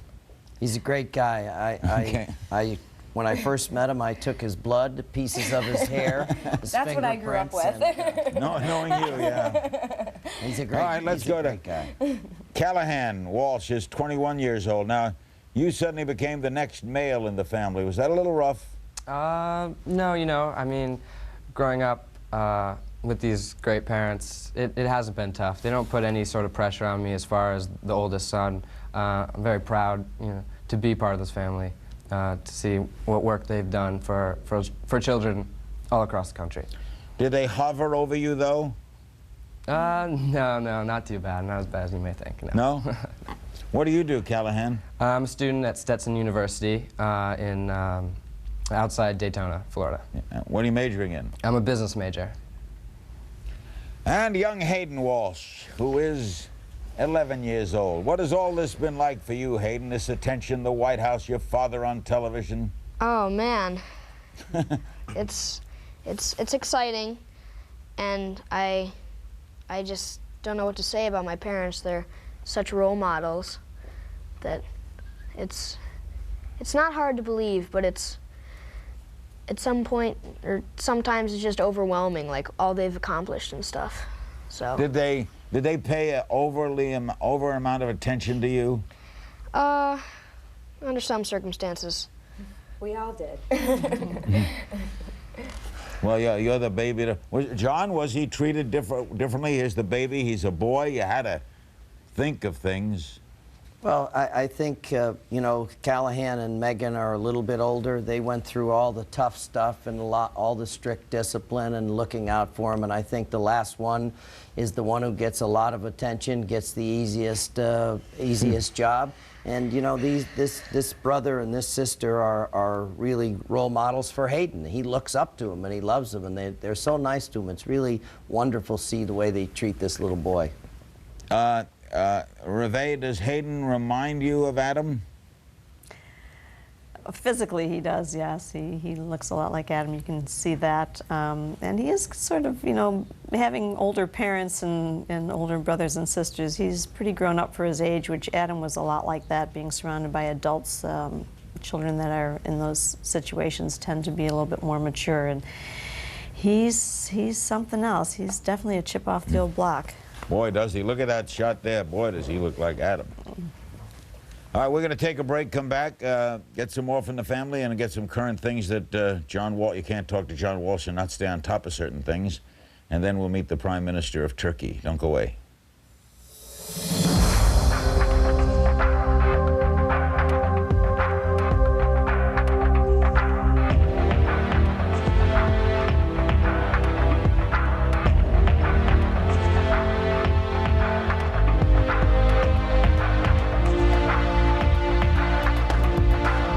What's it like to be our guest? It's a place to relax and a place to rejuvenate. But most of all, it's feeling like you're a guest in our home. Country Inns and Suites by Carlson. Be our guest. Larry King tomorrow, exclusive. The Space Shuttle Discovery crew, plus Rusty Yates on his ex-wife's not guilty verdict for drowning their kids. Larry King, tomorrow 9 Eastern, only on CNN. Ever been told that broadband is out of reach just because of where you live? Don't believe it. Say hello to high-speed internet by satellite. HughesNet, the #1 choice for satellite internet service in the country. And you can get it right now. So dump your slow dial-up and jump into the high-speed action you've been craving. Faster surfing, faster downloads, instant email access? HughesNet delivers. And it doesn't use a phone line, so missed calls and dialing in are a thing of the past. All you need is a clear view of the southern sky. HughesNet is brought to you by Hughes, the leading provider of satellite communications worldwide. How cool is that? So what are you waiting for? You're done with waiting. Call 1-800-488-2828 now or visit gethughesnet.com and live the high-speed life in no time. HughesNet, bringing broadband to everyone. Call now. You're welcome. Cholesterol. My doctor said to watch it. So I ride my bike, eat the good stuff, and take garlic every day. Garlic's clinically proven ingredient maintains healthy cholesterol naturally. My doctor's happy. So am I. Eat right, exercise, garlic. Guess what I found? A new way to shop for auto insurance that's just about as easy as picking an apple. AnswerCenter.com. You get side-by-side quotes right away from over 400 top-rated insurance companies so you can compare apples to apples. It only takes about 7 minutes, and the average person who shops saves 15%. It's easy to save when you've got a choice. AnswerCenter.com. Go to AnswerCenter.com or call 1-877-222-4565. Can an odor-free cream stand up to your back pain? Benefit Aspercream. Aspercream is clinically proven to knock out the pain with the maximum strength formula that's odor-free. Arthritis pain stopped? Benefit Aspercream. AC 360, CNN tomorrow night, 10 Eastern.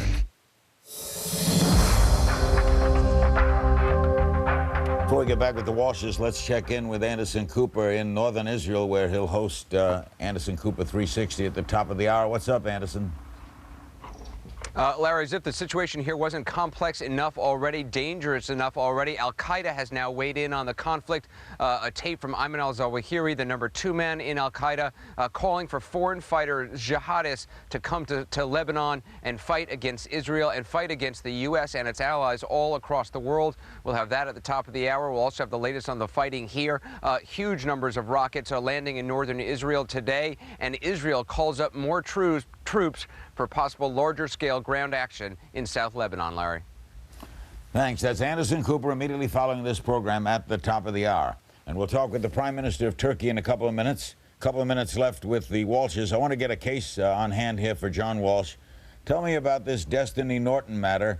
The 5-year-old in Utah, Greg Gregerson, was charged today with murder. What can you tell us about that case? This was a case that we hope would have a better ending. This is a 5-year-old girl that went missing in Salt Lake City, Utah. A very, very sad case. This beautiful little girl was found in this guy's basement, and he's the #1 suspect. All I can say is thank God that they found this little girl's remains. Terrible, sad ending, and I hope this family gets justice. And what's the latest on Richard Goldberg? You've profiled him for a while. Larry, you and I have been talking about this guy for years. I mean, he was that weird guy on the street that everybody trusted. He had the ducks in the backyard, and he had the computers in the house, and he had all the games in the garage. Everybody thought he was the friendly uncle, and he is suspected of molesting 10 little girls. As a matter of fact, 2 girls were playing on his computer and saw naked pictures of their friends and had the courage, real role models, little 10-year-old girls, to tell their parents. And I don't know why I can't catch this guy. He's got to be somewhere in the United States. The FBI is now, as of this week, offered a $100,000 reward for any tips leading the arrest of this creep. And he's one of those pedophiles that I hope that this bill will focus in on, and the new marshals will go out and get this guy, because he's just very difficult to catch, and he could be molesting children anywhere. If anyone gets him, you will. Megan Walsh, what do you think of what your father does? Oh, God, Larry, who's done more for mankind, you know? Children's rights, we wouldn't even have rights as victims or children if it weren't for my parents. And the older I get, the more profound it gets. So, you know, it's very surreal, and at the same time, it's very real. So I'm just so proud, and I can't believe that we were so blessed. And, you know, again, who's done more? Who's worked harder to you know, improve our civilization, our way of life? And, you know, in this day and age, that's really something to see. So, Callahan, does it take a lot of time away from the family? At times, you know, he's on the road a lot, but at the same time, we get to see him, go travel with him. It's presented a lot of opportunities for me to see different parts of the country and even parts of the world that I don't think I would be able to see without it. So, you know, the time is well spent, too, away from the family. He's not flying just to different meetings. He's going out there and making a difference, and that counts a lot. And what's it like for you, Hayden? Don't you miss your dad a lot? Well, a lot of my friends ask me if I ever see my dad. And of course, he's not gone that much. He's only gone for like 2 or 3 days at a time. And you usually shoot like several shows, don't you? And so, yeah, don't you? I do. And he goes with me. He's great. He's probably...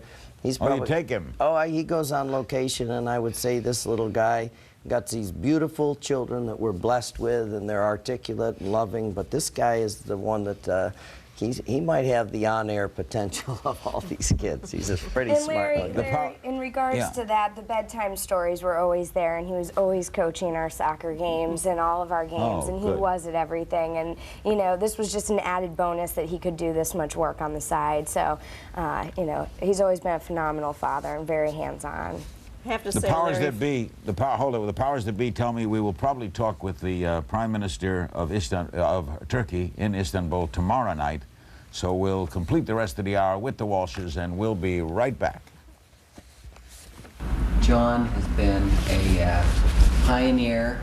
He's our champion. A hero, a champion. Thank you for the kind words on the floor. I can't thank you. Well, Thanks. It's because of you, my friend. Well, you deserve a lot of congratulations. Thanks. And I just wanted to thank you. Thanks for everything you've done. Thank you for your work on this Predator bill. I wanted to thank you personally, and I can't thank you enough. So, thanks to you for everything that you do. And it's an honor to work with you these 25 years. Oh, that is great. Congratulations. Yeah, congratulations.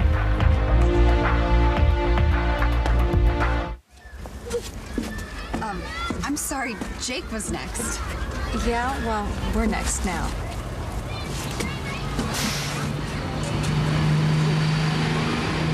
Well, I washed all the dishes and I did a lot more. I even bought the dinner at the grocery store. And now, Mom, you find the key next door. This little girl's gonna rock it.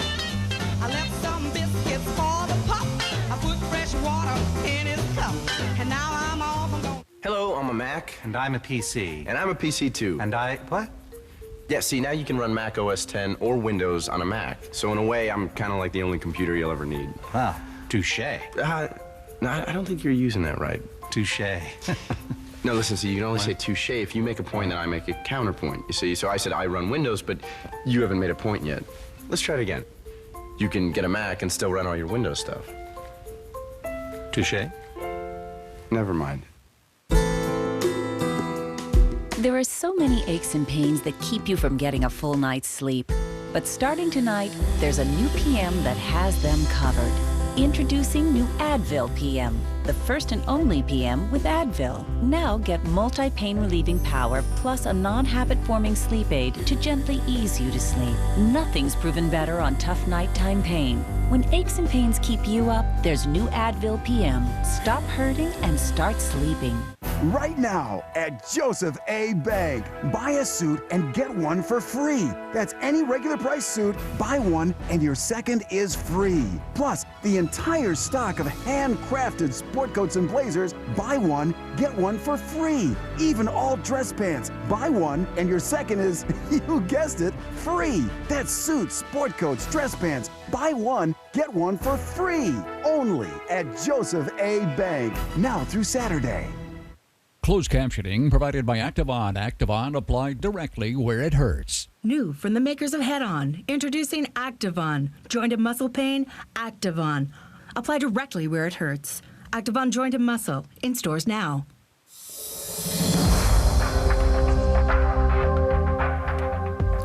By the way, I'm now told that the interview that we did earlier with the Prime Minister of Turkey will air during AC 360 with Anderson Cooper at the top of the hour. We're back with the Walshes. Let's take a call. Chico, California. Hello. Chico, are you there? No Chico. Let's try Coral Springs, Florida. Hello. Hi, Mr. and Mrs. Walsh. I have the utmost respect for you. I commend you. Your family's beautiful. I was living in Broward County at the time that your son was murdered. I'd like to know, knowing what you know now, how would you go about changing it as far as law enforcement? What would you have done differently to maybe solve this crime a little easier? John? Well, I think we learned firsthand the first day that Adam was missing that lots of law enforcement agencies don't have the training, they don't have the experience, they certainly don't exchange information. About the third day into the case, I learned that there were 320 police agencies in the state of Florida, and about 80% of them didn't even know Adam was missing. So these are some of the things we learned during that 2 weeks that we searched for Adam, that nightmare, and that's what we've been trying to change for 25 years on the state level. But today was such a wonderful day because federal law supersedes state law, and this has the ability to impact every state, the good states, the bad states, the mediocre states. This huge piece of legislation impacts every single state, every county, every jurisdiction, and I think it'll make law enforcement better. Is America's Most Wanted involved in the Warren Jeffs case, the polygamist? Oh, are we ever. Warren Jeffs has been on the show 3 times now, and you know, this guy has a war chest of about $200 million. Lots of cult followers. He has the potential to be a David Koresh and take down members of his cult. He's wanted for pedophilia. He's the kind of guy I hate the most. He has molested several boys alleged to in his cult, traded young girls to other cult members, 11 and 12-year-old girls. This guy's dangerous. He's on the run, and anybody that's involved with Warren Jeffs that's in his cult might be watching this. I want to tell you firsthand, you can't believe this guy. He's a bad, bad guy. Somebody knows where he is. He travels with bodyguards. He's got lots of money, got guns, potentially dangerous. Somebody knows where he is. Please, have the guts to turn this guy in before somebody gets killed. And we have picked up Chico, California now. Are you there? Yes. Go ahead. Yes, John. My heart goes out to you and your family, but what I would like to know is when in our penal system did they start letting prisoners out early for, quote, good behavior, and how can we change that and get truth in sentencing? I think we've always had that, haven't we, John? Oh, God. You know, several years ago, we found out that most of the prisoners in Florida only serve 30% of their sentence because they get time for good behavior. I've always said, what else can you do in prison besides being good and try to get out? That's a bunch of BS. But many states have stopped that. Now most states you serve 80%, and this is why this federal law is such a good law, because you serve your full sentence and there are very little parole and probation. I think the states, though, that still have those good times, it's okay to have a little good time. It keeps prisoners looking forward to something, but this gain time of only serving 30–40% of your sentence, it's madness. It's not about punishment. Those things need to change. Callahan, do you want to follow in your dad's footsteps at all? You know, I haven't really made up my mind yet. I I don't know. I'm on the fence with that. I would like to. I'm interested in the production aspect of his television show and possibly continuing the crusade that he's started in helping women and children in this nation. Megan, you want to get married soon? Oh, we've got about 1.5 years, so it's coming up quickly, a lot sooner than I expected, but yeah, I'm excited. I've waited my whole life for this, and it's a little girl's dream, and I'm daddy's girl, so, you know, it's definitely going to be a great day, so, yeah. You ready to be a grandma, Reve? I still have babysitters for my own child. I don't know if I'm ready to. Maybe we can get both kids in with one babysitter. I don't know. Grandchildren. Hayden, do you like girls yet? Oh, I got my eye on a few. Oh, Hayden, you do? Yeah. Oh, God. Just a few. John, how sad and proud you must be. You know, I said it today was the most bittersweet day. This is always a day that we have dreaded, especially for Reve, and from this day forward, for all the parents that helped us with this bill, all the members of Congress, the people who work at the National Center for Missing and Exploited, they've changed this day. We have been cursed by Adam's abduction and murder, blessed by these 3 beautiful, incredible children, and from now on, July 27th is going to be a real day of celebration of the signing of this bill, which I think will make this country safer for children. A lot of people owe you a great debt, John, and you are very much appreciated in America. I hope you know that. Well, I couldn't do it without this lady right here, who has always been the silent, strong one in this marriage, and I haven't done it alone. Every week, thousands, millions of people watch America's Most Wanted and help me catch these lowlifes. I have friends like you that help me get bills passed. I haven't done it alone. I always believe we wanted to make sure that Adam didn't die in vain, and lots of people have helped us make sure that little boy didn't die in vain. Congratulations, John. Congratulations to the whole family. Thank you, Larry. Thank you so much. Thank you.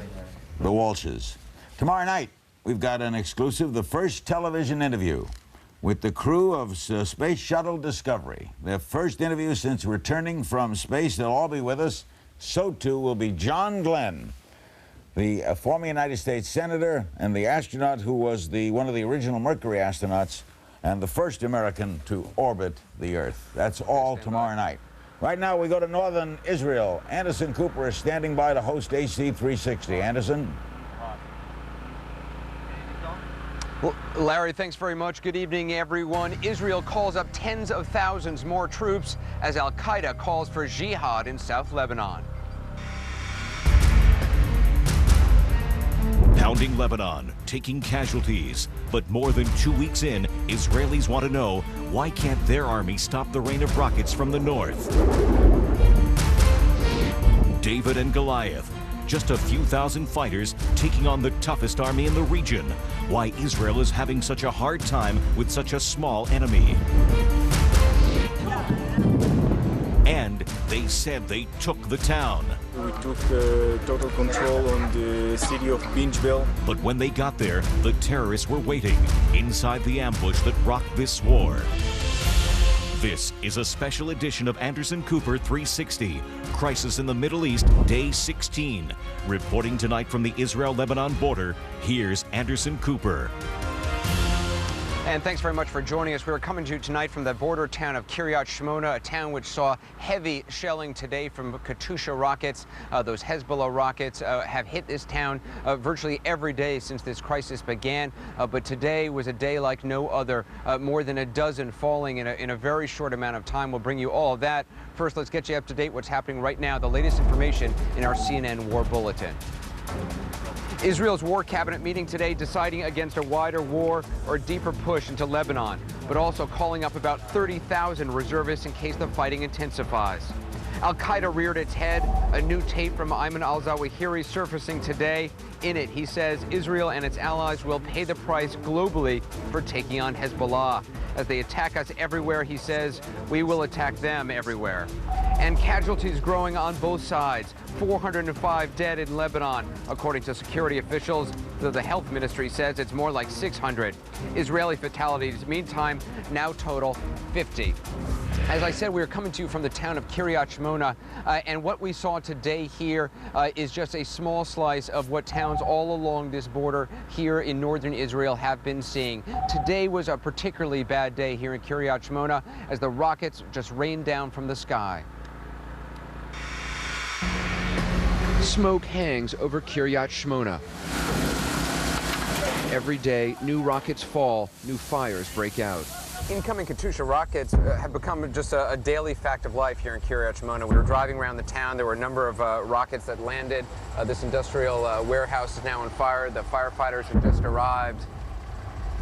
There's also now this other fire which has broken out down there. Another rocket landed. That fire is burning out of control. One truck has just arrived over there. But this is just a typical day in Kiryat Shmona. The fire spreads quickly. This warehouse is filled with cardboard boxes. More firefighters arrive just as more rockets land nearby.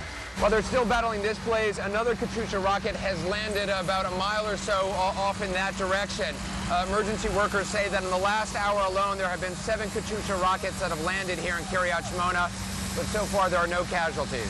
At times, it's hard for emergency workers to keep track of where all the rockets are landing. While firefighters battling this blaze, you can hear outgoing Israeli artillery fire hitting South Lebanon.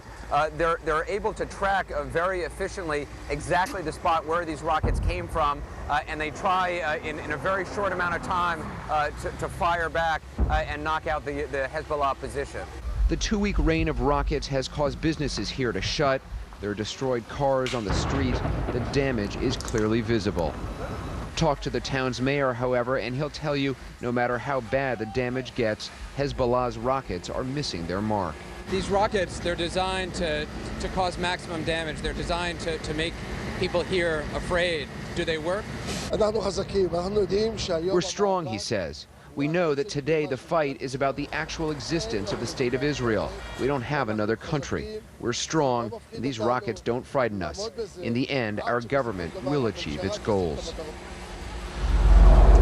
Well, more than 150 rockets fell over northern Israel today. That, according to Israeli Defense Forces, over the last 24 hours or so. Behind me, you can see the scene here. This is a residential street. A rocket hit about 5 or 10 feet away from these 2 cars, have completely destroyed these cars. It could have been much worse, though. There's a gas line very close by. The rocket missed the gas line by just literally a matter of feet. If it had hit that gas line, it would have been far worse. We'll show you more of this a little bit later coming up. A number of major developments really throughout the region, and we have all the areas covered tonight on 360.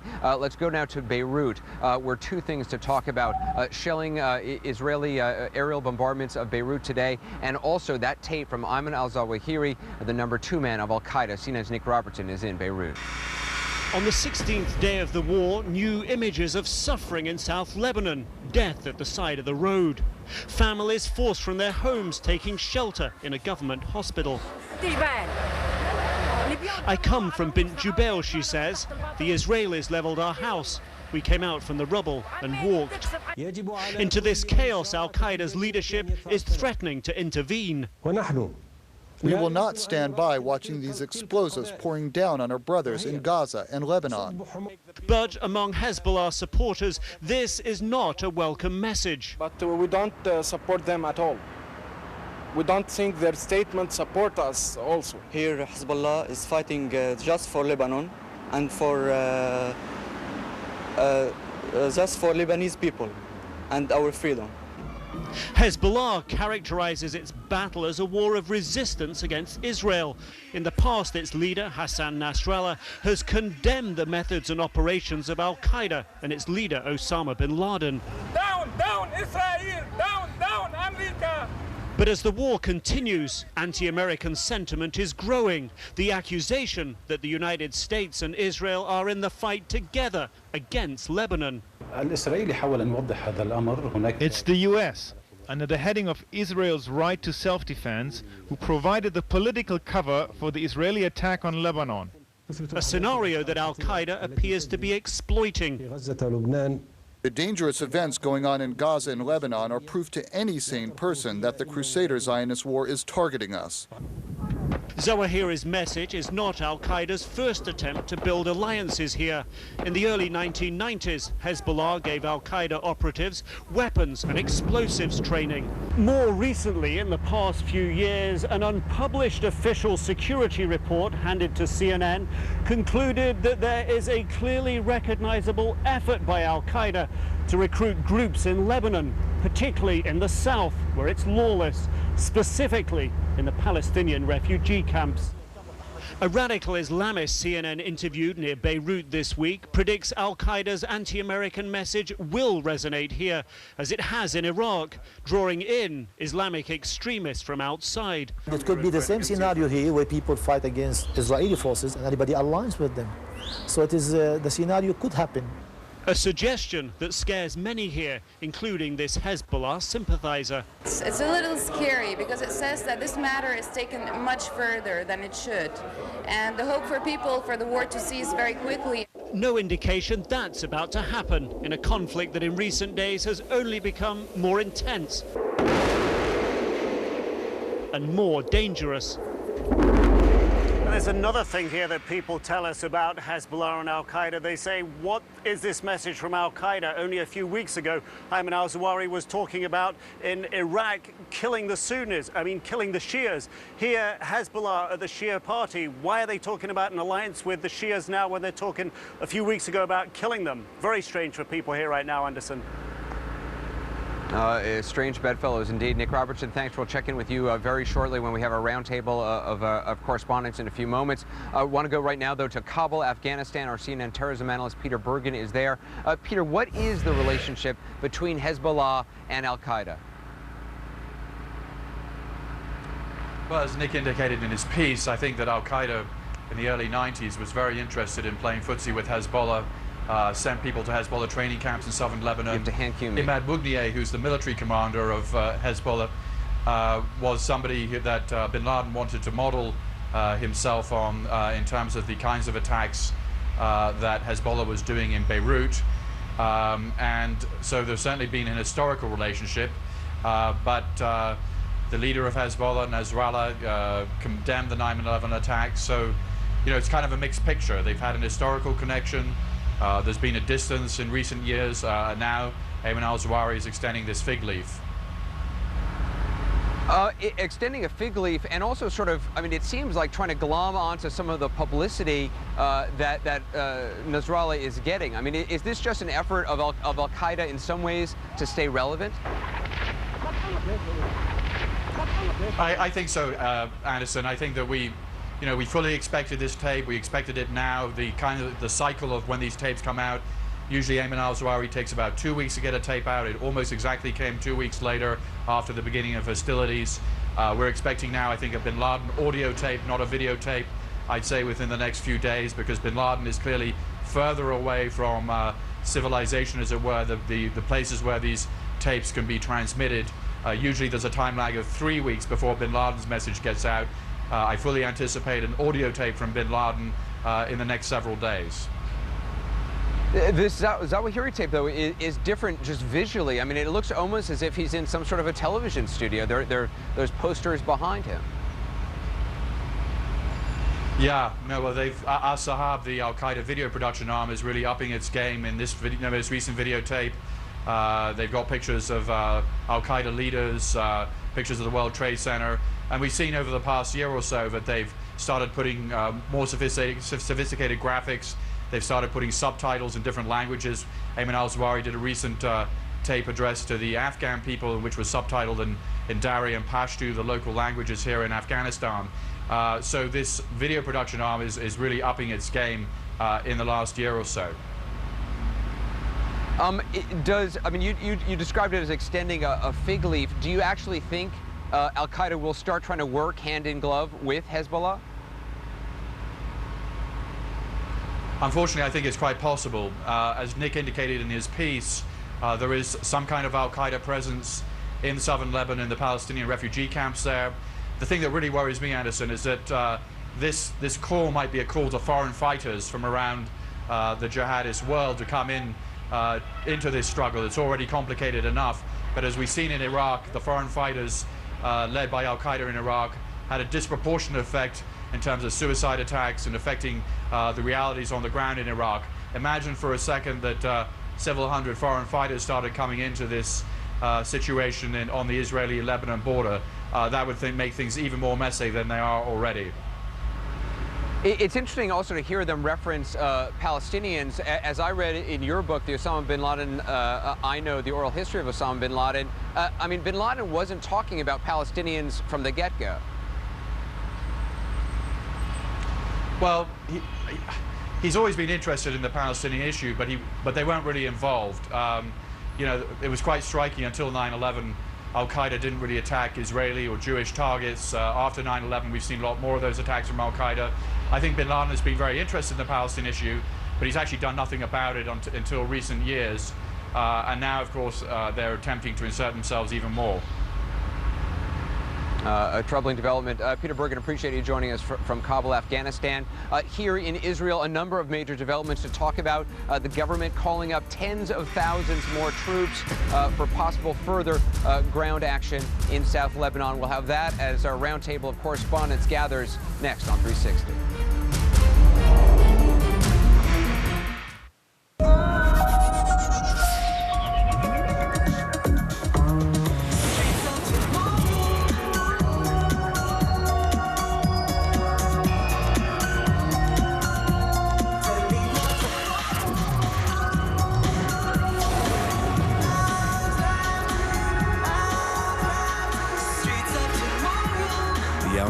The SUV from the creator of Quattro.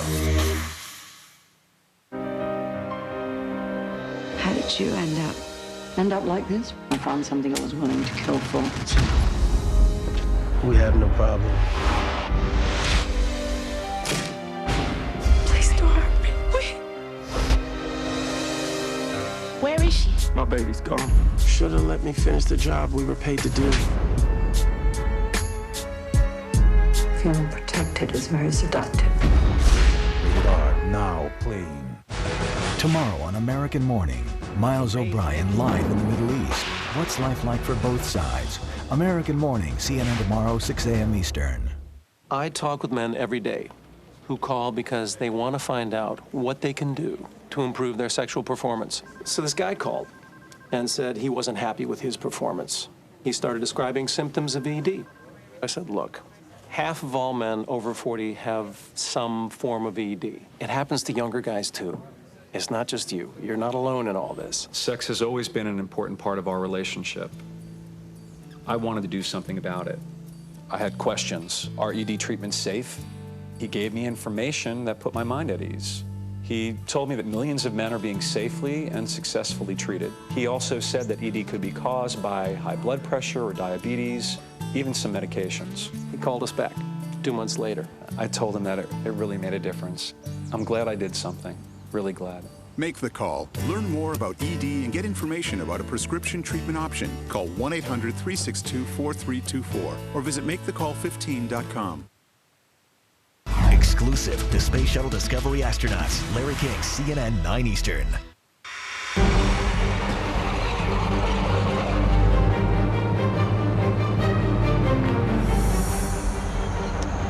We've convened our roundtable of correspondents who are deployed throughout the region. Joining me now, John Roberts along the border. Nick Robertson is in Beirut, and John King is in Jerusalem tonight following diplomatic efforts and other things as well. John Roberts, let's talk about the action on the ground in South Lebanon. What do we know about how the fighting is going?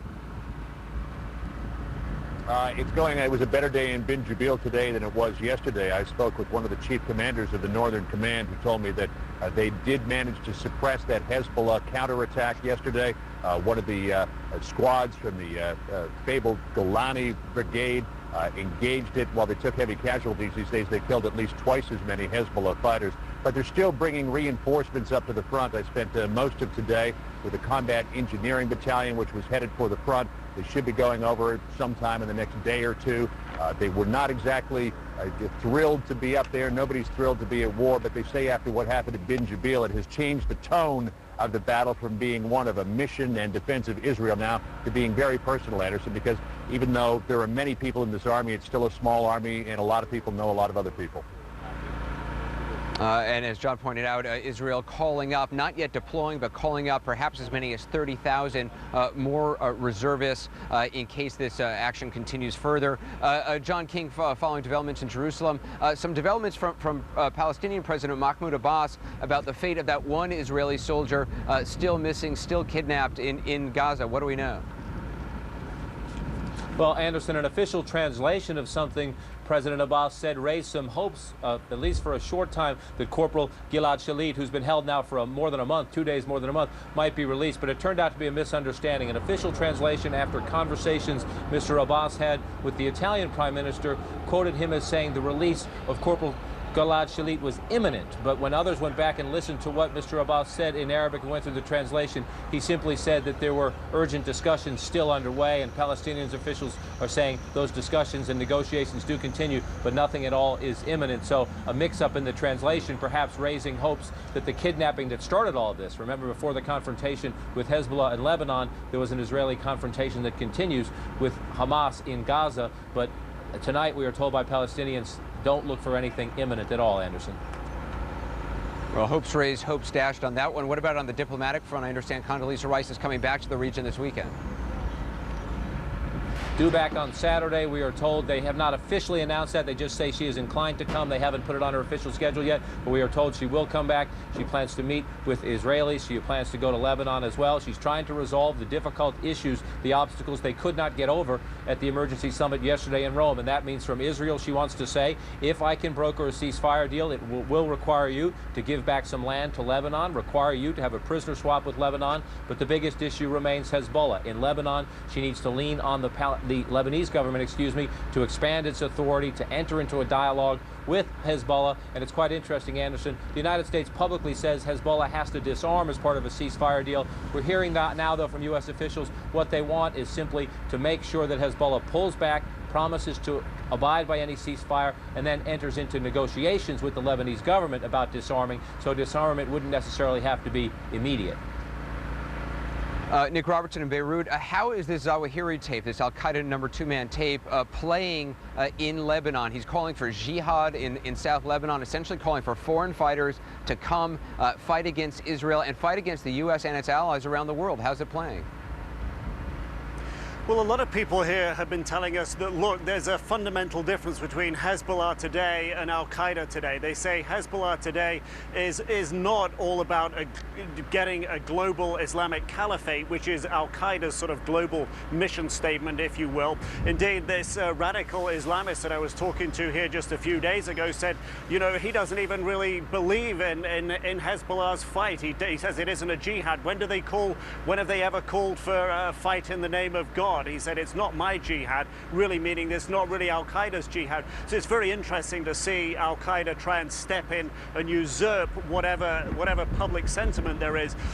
Certainly the Lebanese on their borders would try and stop foreign fighters coming in here. Hezbollah would likely look upon them with a great deal of suspicion if they try to join the fight in the south of Lebanon. But really, people here are a bit dumbstruck by this. They're not too surprised that Al-Qaeda might try this tactic of getting some publicity here off this issue. But they just see them, Hezbollah and Al-Qaeda, as being really two different things, Anderson. John King, a couple of countries have come forward and said that they might be willing to contribute troops. What do we know about that? Who are they? We know Italy, France, Norway, and Turkey have said that they either definitely will or that they are inclined to participate in this new international force. Because the United States says it does not plan to send troops in, the European Union agreed in Rome to take the lead in recruiting these troops. So those four nations have said they are inclined to participate. Italy and France have been much more upfront saying they would participate. But of course, all that hinges on getting UN approval of this force, trying to recruit some other nations as well, and particularly setting the rules of engagement. What the United States is pushing for, and there was general agreement on this in Rome, is because you are likely to still have a Hezbollah with weaponry, even if it agrees to a ceasefire. And remember, that still remains a big if. This force would have, under the current plans anyway, a pretty robust mandate. It would have the rules of engagement that would allow it to engage Hezbollah guerrillas if it encountered them. Still a lot of negotiating to do, though, Anderson, at the United Nations Security Council, but slowly they are recruiting some nations to join that force. I know this weekend John Robertson, a special edition of CNN Presents, is going to be looking at the lessons learned the last time when the U.S. got involved in an international peacekeeping force here in Lebanon. Of course, the Marine barracks bombing. That's going to be a special CNN Presents this weekend. You'll want to tune in for that. John Roberts, John King, Nick Robertson, appreciate talking to you guys. I'll talk to you also in the next hour. When we come back, an exclusive interview with the Turkish Prime Minister about Turkey's possible willingness to send in troops on the ground in South Lebanon. Larry King talked to him. A lot more, too, about the diplomatic efforts and the fighting on the ground when 360 continues live from the border. Tomorrow night at 8, high-level talks at the White House searching for a path to Mideast peace. Is a ceasefire the obvious solution? Some say no, and they'll tell you why. Tomorrow night, 8 Eastern. Distance, 165 yards. Slope, 17 degrees. Wind speed, 6.5. Spin rate, 11,000. Velocity, 125. Launch angle, 43 degrees from pole. Making the right decision begins with having the right information.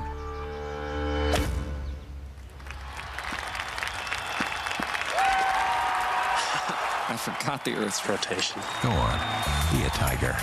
Accenture. Consulting, technology, outsourcing. Accenture. High performance delivered.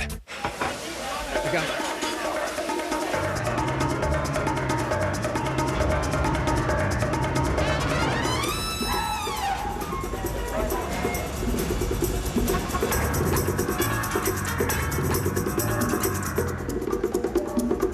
Let's see. The satellite-linked Acura MDX with Zagat guide ratings. This looks good. Bon appetit.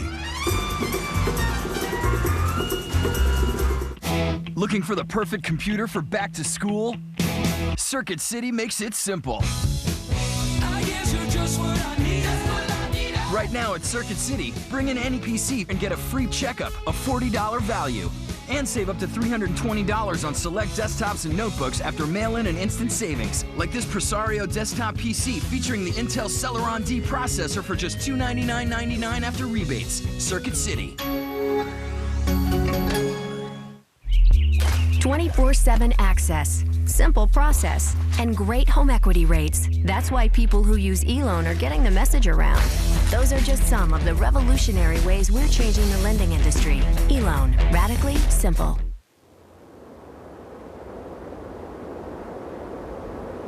Hear that? That's the sound of people without contact to the outside world. Imagine if we all took the time to listen. The Middle East erupts, and CNN is right there, on the ground with the story firsthand. We've heard several loud explosions, now a dull, a thud. Let's see what happens. Essential reporting from CNN, the most trusted name in news.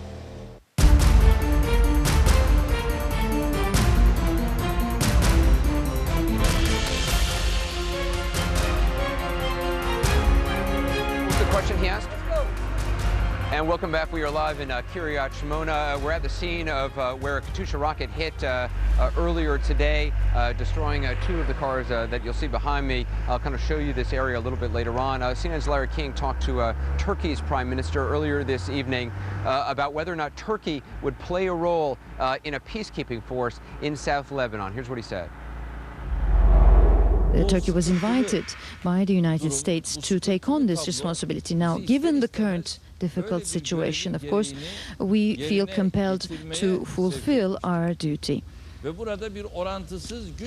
is, we witness a disproportionate use of force, and under those circumstances, we believe that the presence of a peace force, a stabilization force, will be very important. If such a force can fulfill its duty, then a ceasefire can be achieved, and once the ceasefire is achieved, there could be a participation after the realization of the ceasefire by Turkey to such a force. And my foreign minister expressed this position of Turkey at the meeting in Rome. And we hope that we will come to that point in the process as soon as we all can. And I hope that all the countries will take the necessary steps in order to create the conditions for a ceasefire. And once the ceasefire is there, we can initiate the work on the peace process, and we would be all ready to sit around the table to talk about what needs to be done for peace. If it is an exchange of prisoners of war, they have to be exchanged, and other steps have to be taken, as a result of which we hope we will achieve peace in the region. Who, in your opinion, who is to blame for all of this? Well, I have to say very clearly and very sincerely that I don't think we're in a position to look for who's to blame, because if we are looking for someone to blame, we would endanger the process further, because then we will become more emotional. What we have to do now is to achieve a ceasefire and look to see how we can initiate a peace process. In other words, we should see the full side of the glass, which is half empty. In other words, if we're looking to point fingers, then we would be moving towards no solution. Because history will determine who is right and who is wrong, who's to blame, who's not to blame. We should leave that to history. What we have to do is to concentrate on steps that will take us towards peace. Mr. Prime Minister, frankly, this is my opinion. Mr. Prime Minister, you recently lost 15 of your troops to terror attacks from Kurdish separatists from Iraq. There is domestic pressure in Turkey to take a leaf out of Israel's book and attack back. The United States is concerned that this might destabilize the whole situation. What do you do about that? With regard to this issue, let me say the following. Terrorism is an international scourge, and there is no religion, language, nationality, or geography to terrorism. It exists everywhere. And as Turkey, we have been working, fighting against international terrorism. We've been part of all platforms where there has been an effort to combat terrorism, and we have provided support to all these efforts. Our country has been faced with terrorism for the last 30 years almost. And unfortunately, the international understanding confines itself simply to stating that the PKK is a terrorist organization, but not doing anything more. In other words, declaring the fact that the PKK is a terrorist organization does not solve the problem. We have to have a common fight against terrorism in the same way as that fight took place in Afghanistan and elsewhere in the world. So right now we have in Turkey lost 30,000 people to terrorism, unfortunately, and that those acts of terrorism continue to be the case in Turkey, and this continues to be a very serious problem. In 3 days, 15 people died here, and 15 security officers died. And now, if that is the case, of course, this is a very difficult situation for us. And as someone who's a prime minister who has responsibility vis-a-vis the people, I have the responsibility for the security of the people, of my people. And as the prime minister and as the government, we have to take whatever steps are necessary to secure the security of the people. And at the moment, these terrorists are, it seems that these terrorists are basing themselves in northern Iraq. They have camps, they have deployed themselves in northern Iraq. And this is something that we have been discussing with our American friends for many years. There is now a legitimate government in Iraq, and we have been discussing these issues with the Iraqi government. We've also discussed these issues with the transitional governments in Iraq in the past. What we are looking for is to reach a solution, and we have to do this together.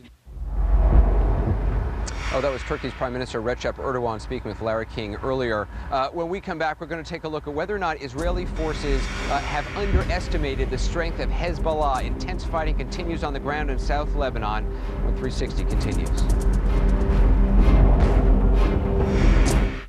Looking for the perfect computer for back to school? Circuit City makes it simple. I guess you're just what I need. Right now at Circuit City, bring in any PC and get a free checkup, a $40 value. And save up to $320 on select desktops and notebooks after mail-in and instant savings. Like this Presario desktop PC featuring the Intel Celeron D processor for just $299.99 after rebates. Circuit City. Guess what? Gray doesn't live here anymore. Or here, or here, or here. Because with L'Oreal's Excellence Cream, I not only get rich, radiant color, nothing covers gray better. First, an Excellence pre-treatment preps hair, then an applicator comb targets grays, from root to tip to temples, and a creamy, non-drip formula. And Excellence is so conditioning, even on those wiry little ones. Triple protection, brilliant color, and not a gray in sight. We're so worth that. Excellence Cream, only by L'Oreal Paris. We've been to Cape Cod, Jersey Shore, East Coast Beach Tour, Bloomington, Huntington, family reunion, Ghost Town, Old West, getting a load of mom's dress, Florida, kissing me, polka dot bikini, Comfort Inn, Breakfast Street, finally it's not a me. Mountains we'll roam, don't feel like going home. I've been everywhere, man, I've been everywhere. To get 3 free nights at these Choice hotels, get the no annual fee Choice Privileges Visa credit card. For reservations and more details, visit choicehotels.com. Choice Hotels. We'll see you there. All good things in time, my boy. Haste makes waste. Patience is a virtue. Your day will come.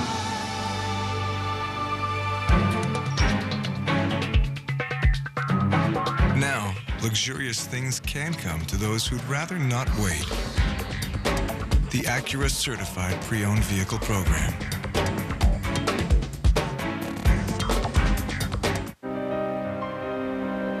How did you end up like this? I found something I was willing to kill for. We had no problem. Please don't hurt me. Wait. Where is she? My baby's gone. Should have let me finish the job we were paid to do. Feeling protected is very seductive. Rated R, now playing.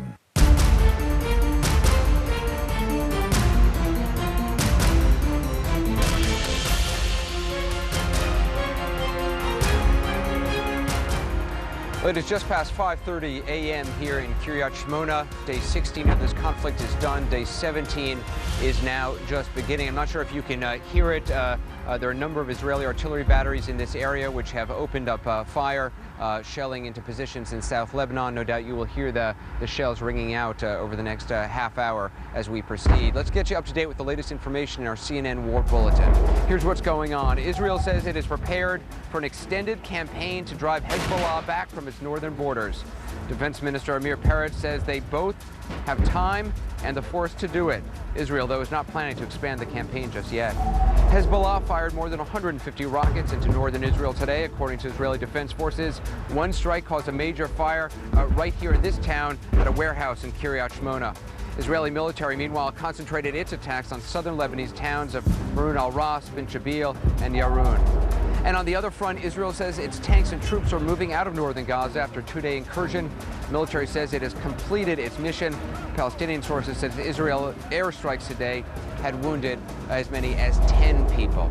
We asked CNN's John King to look at the fighting on the ground in South Lebanon right now, the fighting that this shelling that you're hearing right now is being designed to support, to see whether or not Israeli troops have in some way underestimated the strength of Hezbollah, underestimated the resistance they're now facing. John King reports. No ceasefire in sight, and a public display of the differences blocking a diplomatic deal to end the fighting. From the European Union, a warning. It says Israel should not take the failure to reach a ceasefire deal at this week's Rome summit as a green light for military operations. The killing of innocent people has to stop, because we think that never, ever a military action will bring an end to this. I thank you very much, Mr. President. But at the White House, President Bush made clear he won't accept a ceasefire that doesn't deal with longer-term security issues. Making sure there's a lasting peace.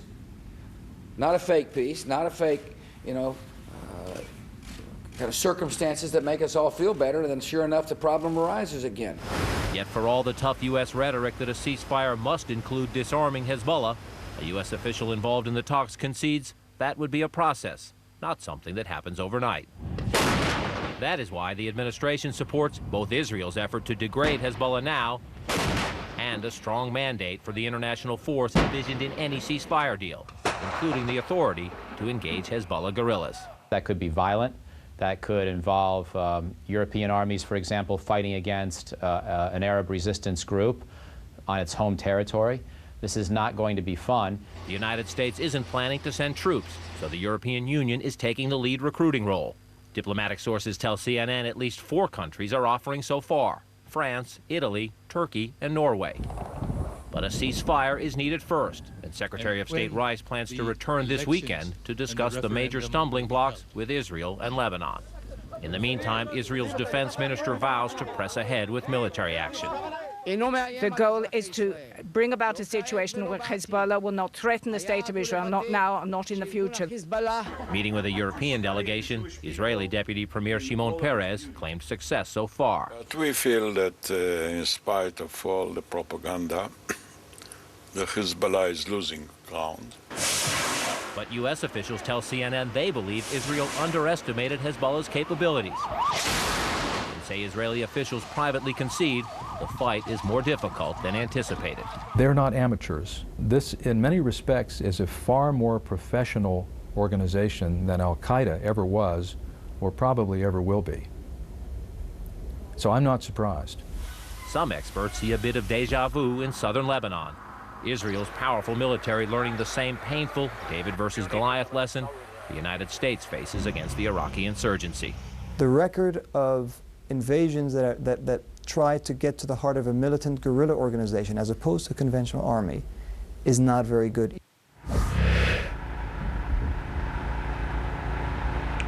John King joins me now in Jerusalem. John, what do we know about Secretary of State Rice's agenda this weekend? She's supposed to come back to the region. What is the next step in this diplomatic effort?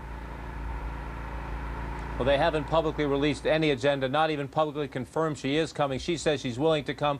Her top deputies, though, Anderson, are already here meeting with Israelis. They will meet with the Lebanese officials, so we fully expect her to come, barring some dramatic change on the ground here in the war effort. The biggest challenge on her agenda, even though she will come to meet with Israeli officials, the biggest challenge is truly across the border to the north in Lebanon, and it is, in a word, Hezbollah. Can she convince the Lebanese government to take a tough stand against Hezbollah, to make clear to Hezbollah that it must agree to enter into a political dialogue, that it must not only accept a ceasefire, but it must be willing to enter into a dialogue about disarming, and it must also agree to let this international force come in without violence? Those are huge questions. They are questions that were on the international agenda before this war started. The intensity and the heat about them, obviously, is much higher now that the war is underway. Anderson? All right, John King in Jerusalem, covering diplomatic efforts. Thanks very much, John. We're going to have a lot more when we come back. First, though, let's take a look at the fighting in the last 24 hours in South Lebanon. According to Israel, it has been intense. Here's the raw data.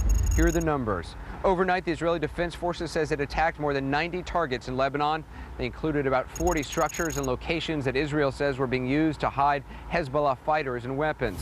Israel says since the fighting began, Hezbollah has launched more than 1,500 missiles across the border. They said in the last 24 hours, there were about 150 rockets that landed in northern Israel. When we come back, the battle in Bin Jbeil, a tough fight, house to house, street by street, and a deadly ambush for Israeli forces. Stay tuned. Hello, I'm a Mac. And I'm a PC. I'm into doing fun stuff like movies, music, podcasts, stuff like that. I also do fun stuff like timesheets and spreadsheets and pie charts. Okay, no, by fun, I mean more in terms of, for example, it'd be kind of hard to capture a family vacation, say, with a pie chart, you know? Not true. Oh? For example, this light gray area could represent hangout time, whereas this dark gray area could represent just kicking it. Yeah, no, I feel like I was there.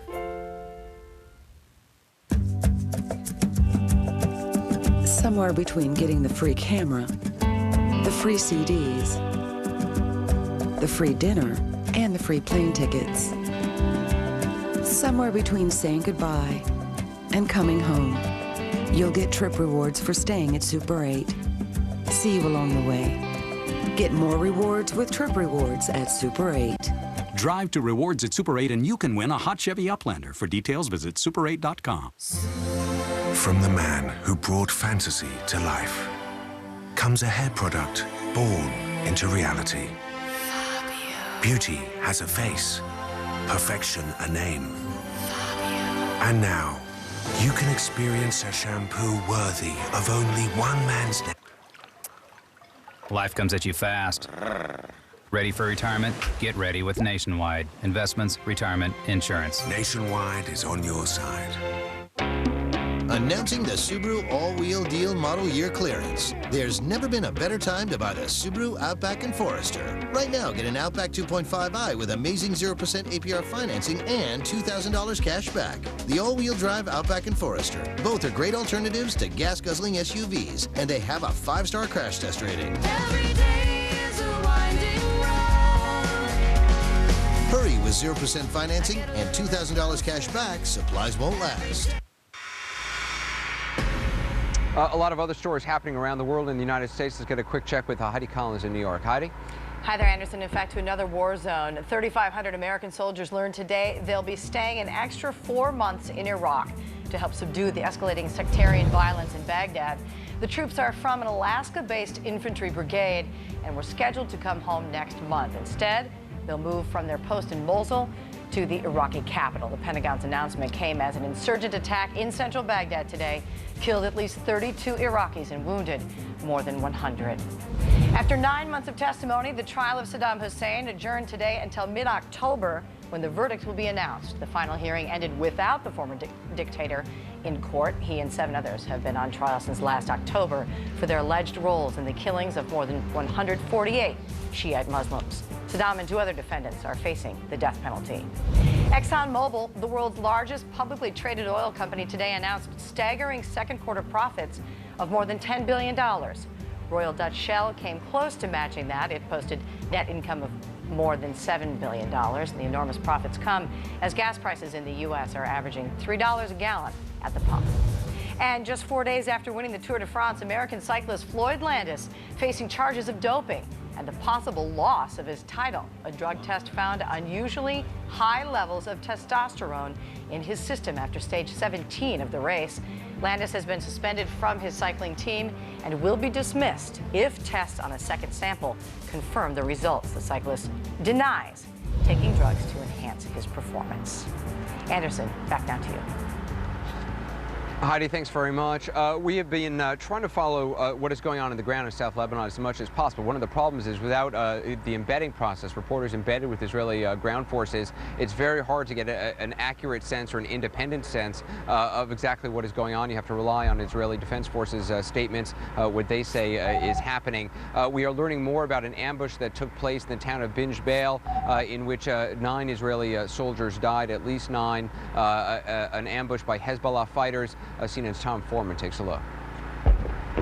Anderson, earlier this week, the Israeli army said that they had surrounded the Hezbollah stronghold on the border called Bint Jbeil. They had the high ground above it. They'd hammered Hezbollah down in here.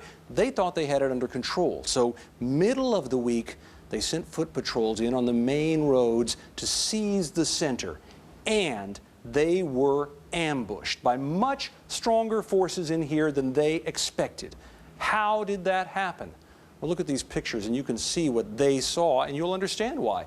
Look at this. Stone buildings, tight alleyways, no room to bring in a tank or big armaments. You've got to go here door to door, one by one, house to house to root out your enemy.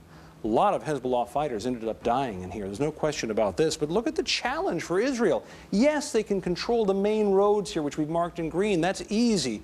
Harder to control the caves and the weapons stores and the tunnels built by Hezbollah, and really hard to control this, the alleys and the trails and the footpaths that are around this town. Not just a few of them, but hundreds of them all around this city, all around towns throughout southern Lebanon. Anderson? Tom, thanks very much. Of course, so much of the ground fighting is designed to stop the incoming Hezbollah rockets, which have been just hitting all over northern Israel, 150 yesterday alone. Here in the town of Kiryat Shmona, we saw a number of rockets, more than a dozen, hitting just in the afternoon hours. In this scene, look, a Katyusha rocket hit over there. I think you can probably see the impact zone. It was just a few feet away from a gas line, so the explosion could have been much worse. But that one rocket, take a look at these cars, just to give you a sense of the damage that one rocket can inflict. Completely destroyed. Look at the shrapnel holes in this car door. This, of course, the license plate, which has been completely destroyed. But if you get a close-up shot of these small pieces, I mean, these Katyushas are filled with ball bearings, filled with scrap metal. And they can rip right through this metal. They become deadly projectiles. Obviously, if they hit a person, they cause an awful lot of damage. You're hearing some outgoing Israeli artillery shells being lobbed at rocket positions, and also trying to help provide some ground cover for Israeli forces in South Lebanon. We've been hearing that all night long. There's been actually very heavy barrages from Kiryat Shmona, responding again to these heavy barrage yesterday of rockets coming in from Hezbollah forces. When we come back, our reporter's notebook, behind-the-scenes look of what it's like reporting this story. Stay with us.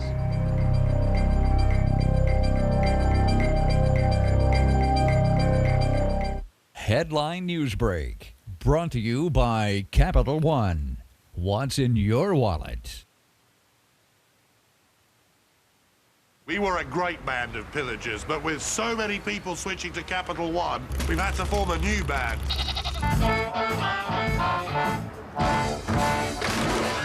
Everybody sing! I write the songs. Helga! We even won a battle of the bands. For low rates and great rewards, switch to Capital One. What's in your wallet?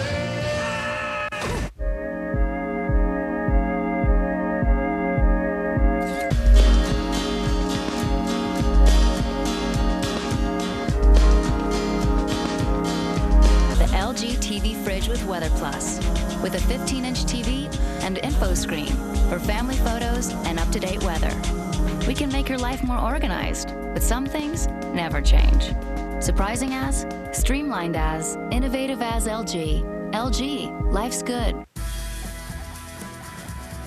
You already know that college is expensive, and more bills will be arriving soon. You need money for next semester's tuition, books, living expenses, a computer, and other costs. A Chase Education loan can help. You can get up to $40,000 a year for most college expenses mailed to your home in about a week. It's easy. Students can apply by phone or online in as little as 15 minutes. And unlike other consumer loans, repayment can begin after graduation. If financial aid and federal student loans aren't enough, call 888-663-0207 or visit chaseed6.com. That's 888-663-0207 or chaseed6.com. Dad! Oh, yeah? I'm getting a dorm room too, right? Right. You're going to live in a dorm room, and Mommy and I are going to live in a nice cardboard box. Act now. For a limited time, you'll receive a $50 Best Buy gift card with your loan. My name is Jennifer Parsons, and I can belly dance. My name is Jason Heck, and I can saber fence. My name is Damian Young. I can kickbox.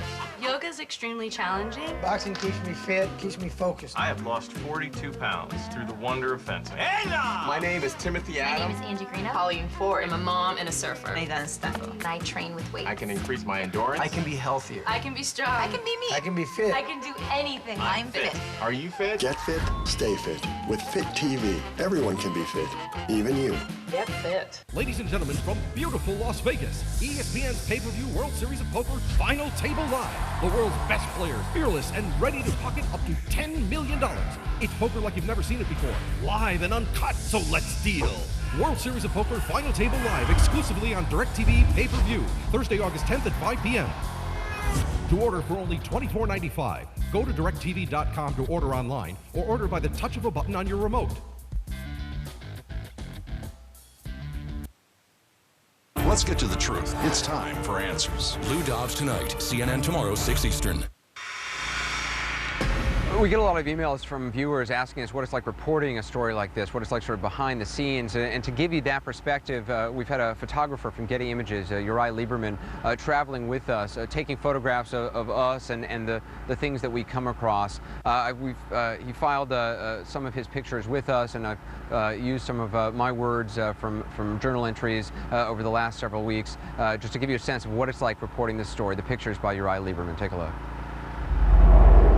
This has been a day of much activity.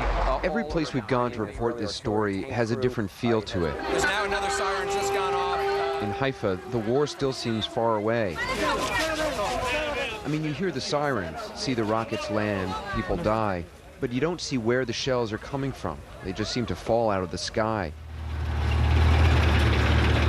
Here in the very north of Israel, it feels much more like a front line. You can actually see where the troops are crossing the border.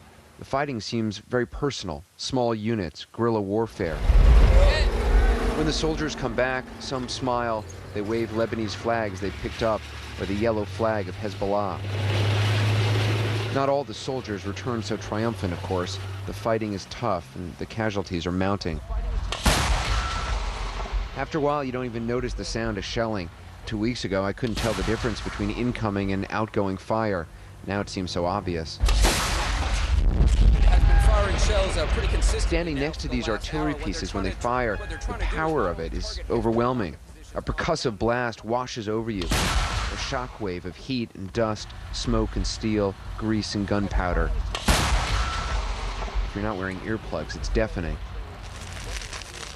Everywhere you look these days, it seems like there's smoke. Small fires constantly burning. A Katyusha hit here along the side of a road we just happened to drive by. That's the rocket still sticking out from the ground. The mountains are on fire as well. The Katyushas ignite forest fires that are hard to fight. It's a tough hike up these steep slopes. When you actually see the Katyushas, they're sickeningly simple. They're filled with scrap metal and ball bearings, designed simply to maim or kill. Today, during the afternoon, more than a dozen rockets fell around the town of Kiryat Shmona. A warehouse was hit. We got there just as the first rescue workers did. There were no tears, no bloodshed, just flames and water, men, Israelis, working together, trying to save what they could. It's the daily struggle here. As we stood there watching the building burn, one man pointed to the flames and shrugged. It makes us want to fight harder, he said to me softly. It makes us more determined to win. Those pictures by Uri Lieberman of Getty Images. I want to thank him for not only his pictures, but also his help with us over this last week or so. We're starting a new series tonight on 360. It's called Giving 360. It's about people with extraordinary kindness and compassion and strength, people who've responded to extraordinary events with extraordinary actions. We begin tonight by focusing on a man who is helping children who have a parent in Iraq or Afghanistan.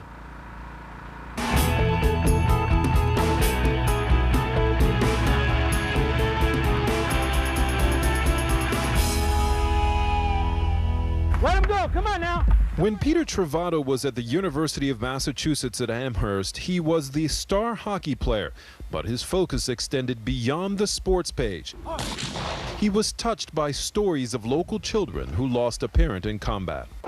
While these kids' parents were over in Iraq or Afghanistan, I was playing hockey. So it kind of put it in perspective. Travato decided to take action, creating the Massachusetts Soldiers Legacy Fund, a nonprofit organization dedicated to raising college tuition for children in need. If their parents' home of record at the Department of Defense was Massachusetts, they'll get money from the fund. This is the list of kids. One child on Travato's list is Marcus, whose father, Peter Enos, was killed in Iraq in 2004. Now 2 years old, Marcus and his mother Shannon live in Texas.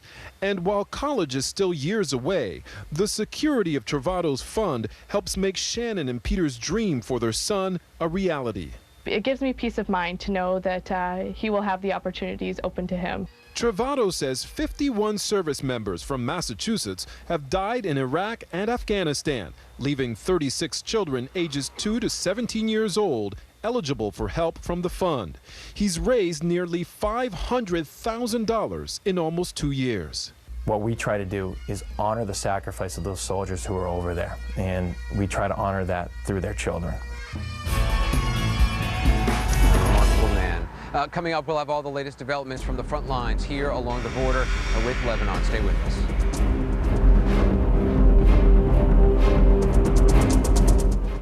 Giving 360 brought to you by Paramount Pictures. Paramount Pictures presents the new film World Trade Center. Starts Wednesday, August 9th, rated PG-13. We're prepared for everything.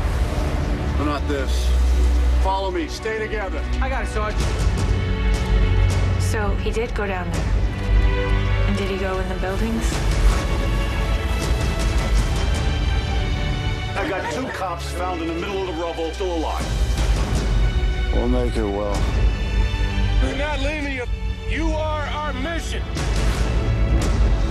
World Trade Center, rated PG-13, August 9th.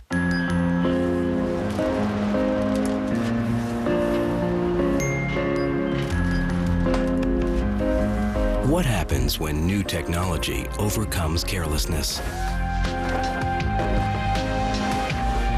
Because we consider what might change tomorrow, our customers can feel more relaxed about what might happen today. Zurich, because change happens. Our workday never ends. I'm not saying our people don't go home or have lives, but ending our workday here doesn't stop our best thinking from moving forward someplace else. Dynamic networking from AT&T enables collaboration around the world and the clock, so Allen's company is always ahead of market demands, schedules, and the competition. The new AT&T, your world's delivered.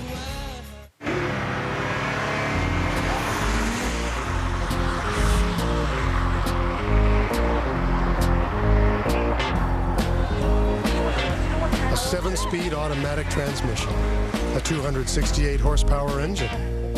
Start a summer romance that lasts a lifetime. The Mercedes-Benz Summer Event. See your local authorized Mercedes-Benz dealer for a great lease offer on a powerful 2006 E350 sedan. I think I went to the best. Bernie, itching. I should have used Preparation H. You should carry Preparation H portable wipes, convenient little packets, real big wipes, to cleanse, cool, and soothe for relief even when you're not at home. Preparation H portable wipes, big relief to go. Day 16 of the crisis is done. Day 17 just begun. The rockets keep falling, the shelling continues, and Al-Qaeda calls for jihad in South Lebanon.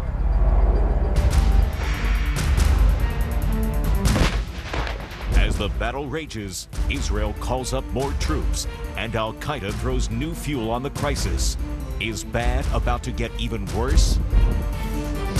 On the front lines, the first pictures of Israeli troops in southern Lebanon. Just how far will the ground war go? Battered, but not backing down.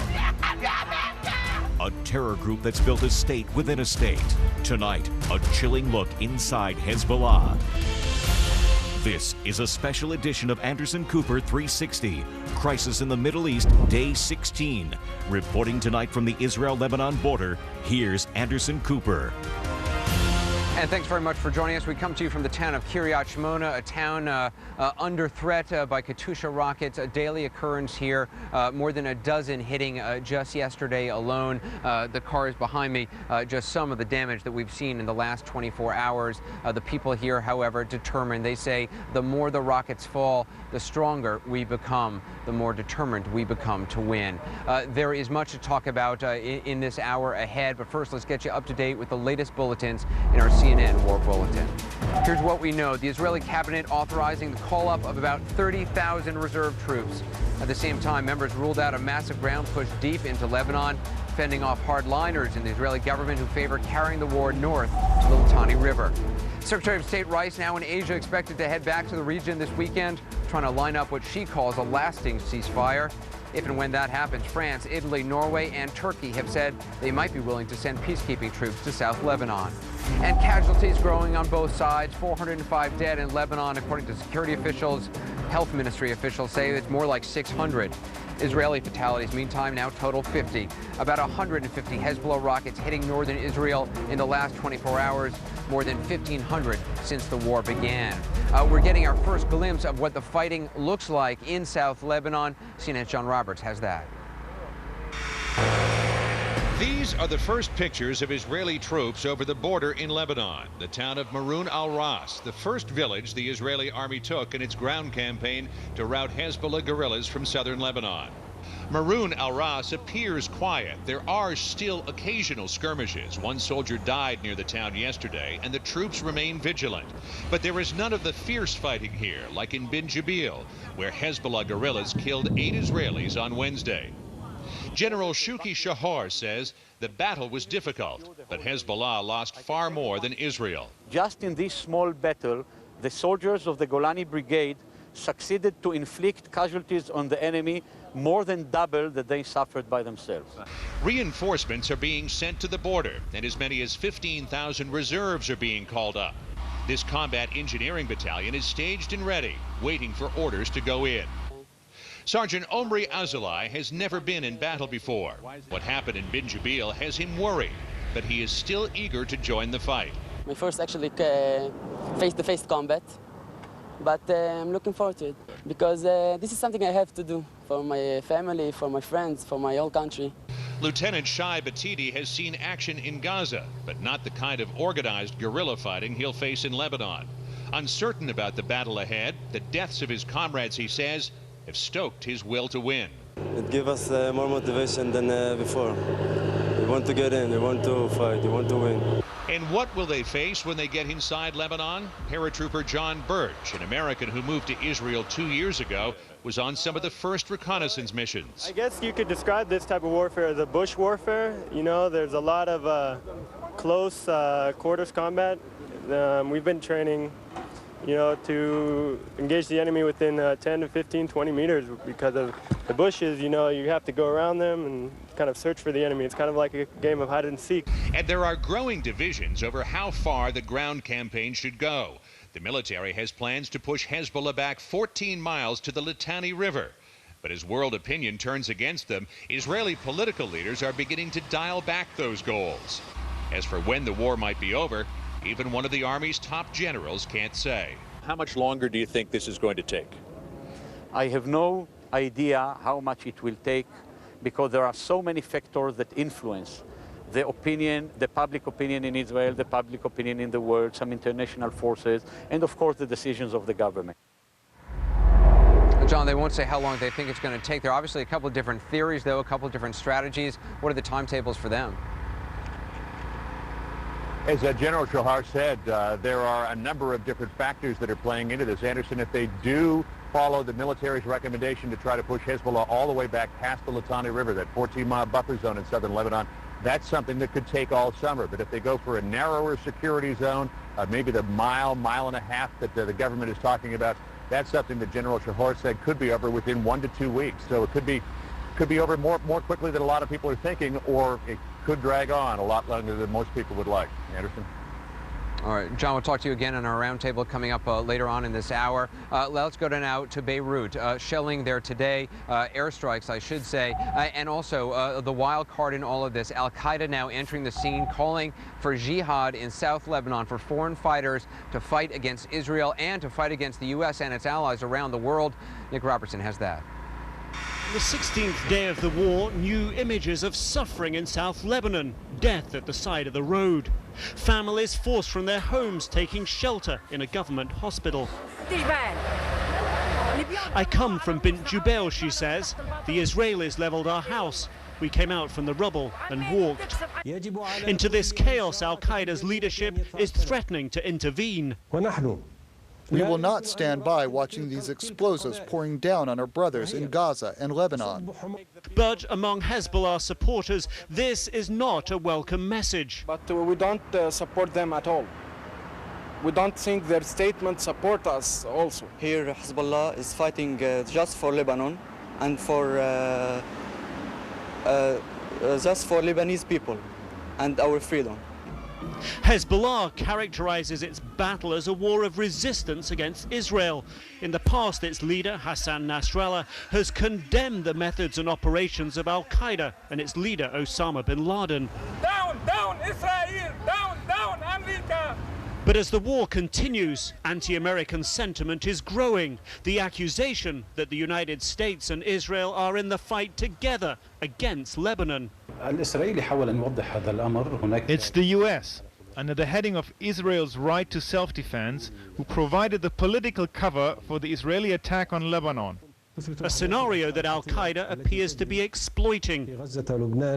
The dangerous events going on in Gaza and Lebanon are proof to any sane person that the Crusader Zionist war is targeting us.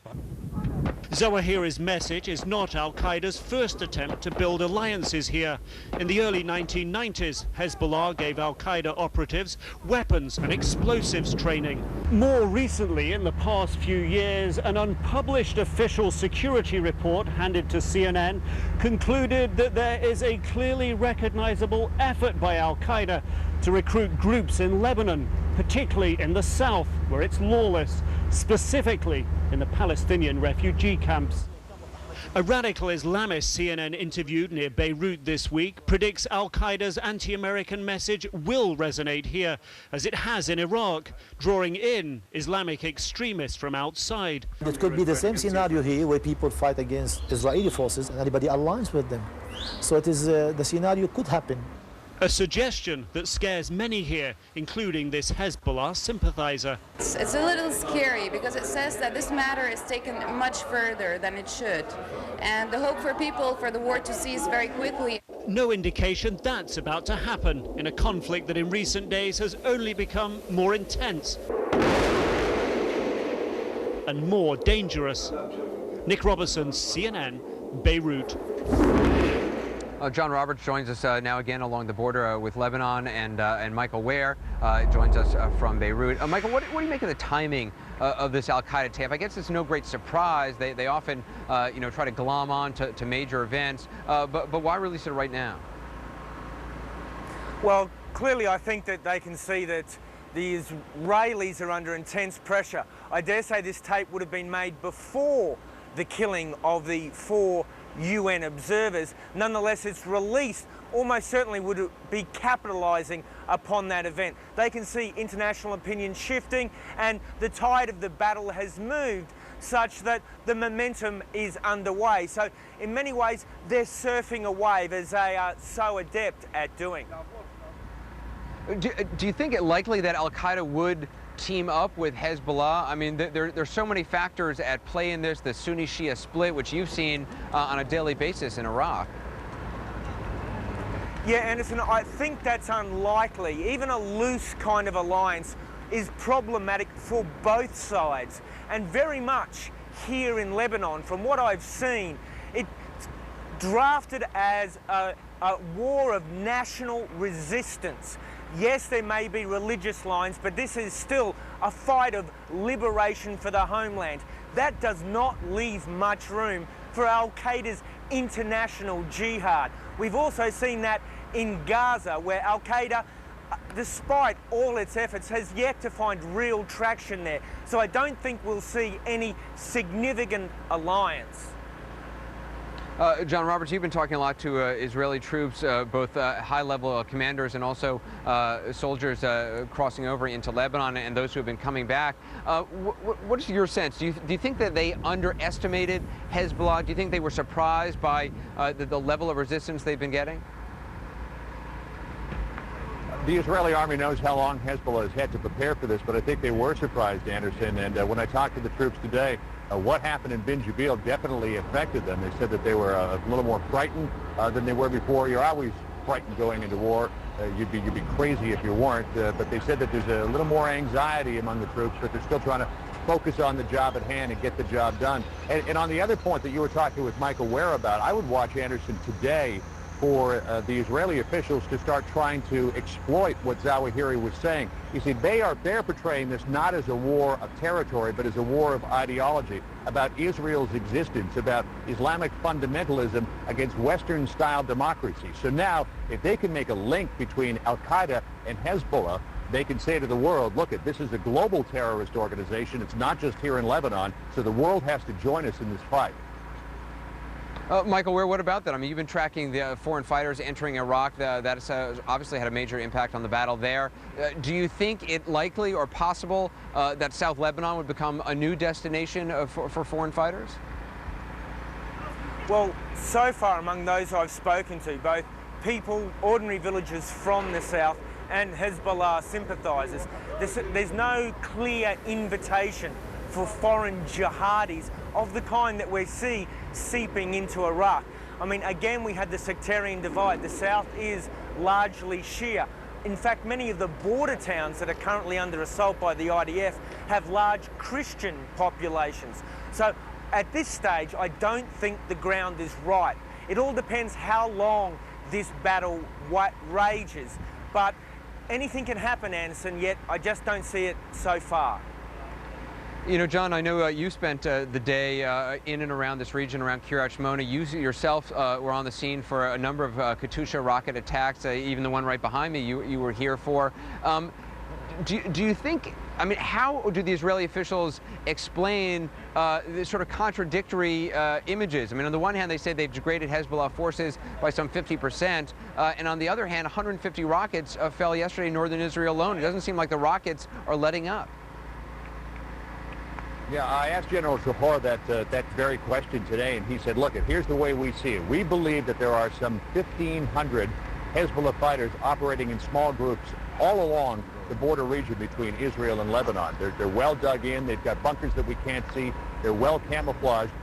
Not too long ago, Israel showed some of the camouflage that it had seized in some of its reconnaissance missions into southern Lebanon. And you know, the foam rocks and things like that you see on Hollywood sets, that's what they're using to hide these weapons, according to the Israeli army. So when you're trying to scout it out from the air, whether it be with a helicopter, or whether it be with one of those drone eyes in the sky sort of thing, all you're looking down on and seeing is a bunch of rocks. You're not seeing a traditional bunker or a warehouse that a traditional military would have, Anderson. They are so well absorbed into their environment that it's very difficult for the Israelis to get a handle on where they are. And with 1,500 of them spread across that border region, working in small little groups, they're all basically individual cells. John Roberts, appreciate your reporting, and Michael Ware as well. Thank you very much joining us, Michael, from Beirut. When we come back, we thought with this Al-Qaeda tape coming out today, it worth taking a look at Hezbollah in depth. So for the rest of this hour, we're going to be taking a very revealing look inside Hezbollah at their tactics, their strategy, what they hope to accomplish, and what kind of an impact they have had not only on Israel, not only on the United States, but on the entire Middle East. Stay with us for Inside Hezbollah.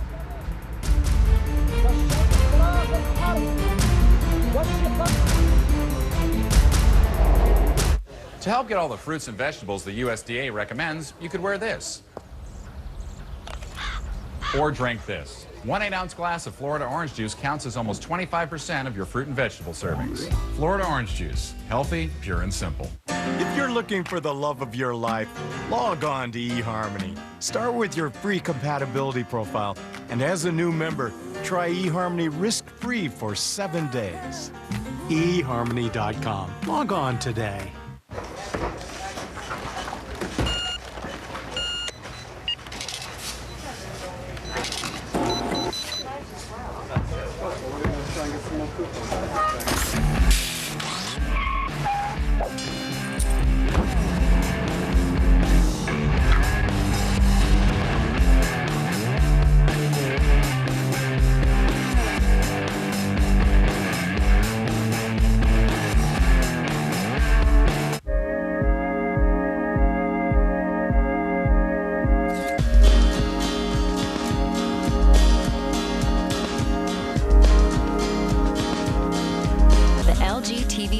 Weather Plus, with a 15-inch TV and info screen for family photos and up-to-date weather. We can make your life more organized, but some things never change. Surprising as, streamlined as, innovative as LG. LG, life's good. What if your hero sacrificed your husband and he's still your hero? In the footsteps of Bin Laden, Wednesday, August 23rd, only on CNN. Hi, I'm Robert Wagner with an important message for homeowners 62 years or older. If you own a home, you may be able to pay off your current mortgage or access the equity in your home without making any monthly loan payments. That's right, no monthly loan payments. A U.S. government-insured reverse mortgage allows you to convert the equity in your home into cash, giving you the financial independence you deserve. Here's an example. Let's say your mortgage payment is currently $700 a month and credit card payments are $200 a month. A reverse mortgage could pay off all your debts and leave you with no monthly payments. It's great not to have to worry each month how to pay a certain bill. The Senior Lending Network program has prepared a free educational video that explains how a reverse mortgage works, how to qualify, and how you can supplement your income without any monthly loan payments. If you're a homeowner 62 years or older, your free video is waiting, so call now. Paula's on now. CNN tomorrow night, 8 Eastern.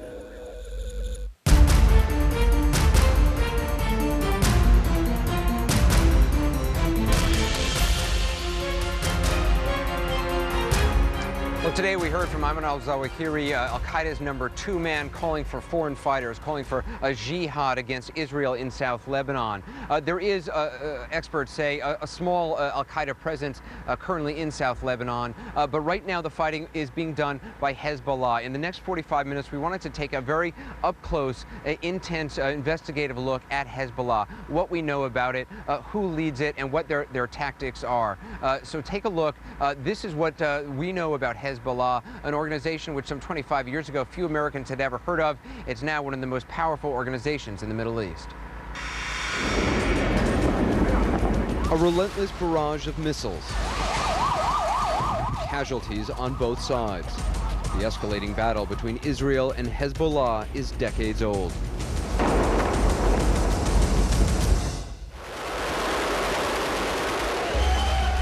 Hezbollah was founded in 1982 in response to the Israeli invasion of Lebanon. It seeks the destruction of Israel, and with an AK-47 emblazoned on its trademark yellow flag, attacks in the name of Islam. The word Hezbollah means Party of God. Most Americans first became aware of Hezbollah on October 23, 1983. A truck packed with explosives detonated outside the Marine barracks in Beirut. It was the largest non-nuclear explosion anywhere on Earth since World War II. It was the largest loss of American military life in a single incident since Iwo Jima. 241 American servicemen were killed. The force of the explosion reduced the building to rubble. Many of the victims, Marines, sent to Beirut to keep peace between Israel and various factions in Lebanon. The attack was Hezbollah's calling card of terror, delivered to America by a suicide bomber. Over the years, there would be many more. Kidnappings.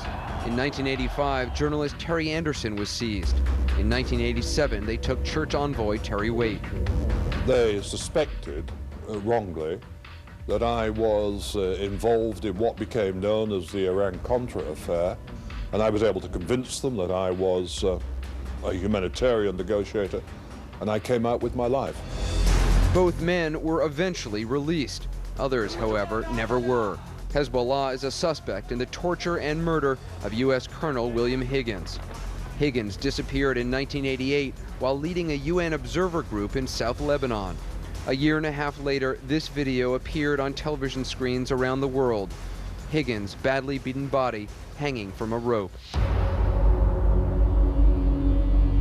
There have been other suicide attacks, most notably in June of 1996, when 19 U.S. airmen were killed in an explosion that ripped through the Khobar Towers in Saudi Arabia. By U.S. and Israeli estimates, Hezbollah is responsible for more than 200 terror attacks, attacks that have killed more than 800 people since 1980. That's why the U.S. calls Hezbollah a terror group, but in Lebanon, to many, it is much more than just that. They're quite a deeply community-oriented organization that is primarily a social organization first and a militant organization second. Inside Lebanon, Hezbollah has a television network with millions of viewers. It's also a political party that's gaining strength in Lebanon's parliament. Hezbollah has its own hospitals, its own schools and charities. It's a lifeline for Shias living in Beirut's impoverished suburbs and throughout southern Lebanon. They provide birth-to-death insurance for their members and for their community. They remind me of a kind of a ward organization or precinct organization in Chicago. They know where everyone lives, they know what the problems are, they have social service workers, and they know their people very well. May be true, but to Israel and America, Hezbollah is first and foremost a threat. It's this provocation of Hezbollah that has created this crisis, and that's the root cause of the problem. Israelis like Ron Kierman live on the northern border in constant fear. Yes, definitely people are afraid, and I think that fear is one of the thing that keeps us alive. Kierman has experienced terror firsthand, his daughter the victim of a suicide bomber. He believes Israel's military might is more than justified against Hezbollah. I have to emphasize that Hezbollah is an extension of the Iranians, and the Iranian president said not once and not twice that he does not want us here, period. That's it. He wants to eliminate me. Experts say Hezbollah now has cells around the world, including inside the United States. But most of its support, cash, rockets, training, comes from its neighbors to the east, Syria and Iran. Iran remains the kind of sponsor of Hezbollah. It is the primary source of arms. It is reported to provide about $100 million a year in arms, goods, and cash. Syria's role is one of facilitator. It is the logistical link between Tehran and Beirut. That financial backing has helped Hezbollah evolve into a formidable force in the region, one capable of waging war. So what does Hezbollah want now? They want to play an important role. They want the state to invest in the infrastructure in the Shia areas. And they want their place under the sun in Lebanon, but definitely they don't want to disarm. Destroying Hezbollah is Israel's top priority. We shall hunt down every single terrorist who is threatening Israel. CNN's military analyst, General David Grange, was involved in counterterrorism activities in the region in the early 1980s. I think if there's going to be a global war on terrorism, it has to be disarmed. The question is, who's going to do it? Who's going to have the guts to do it? I think we should be thankful, whether you like Israel or not, that Israel's taking them on. And taking them on with a vengeance.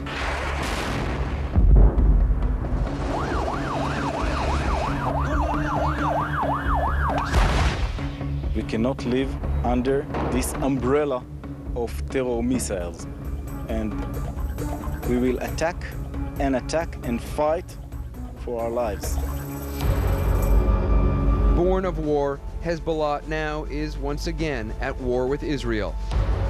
Innocent victims suffering on both sides of the conflict.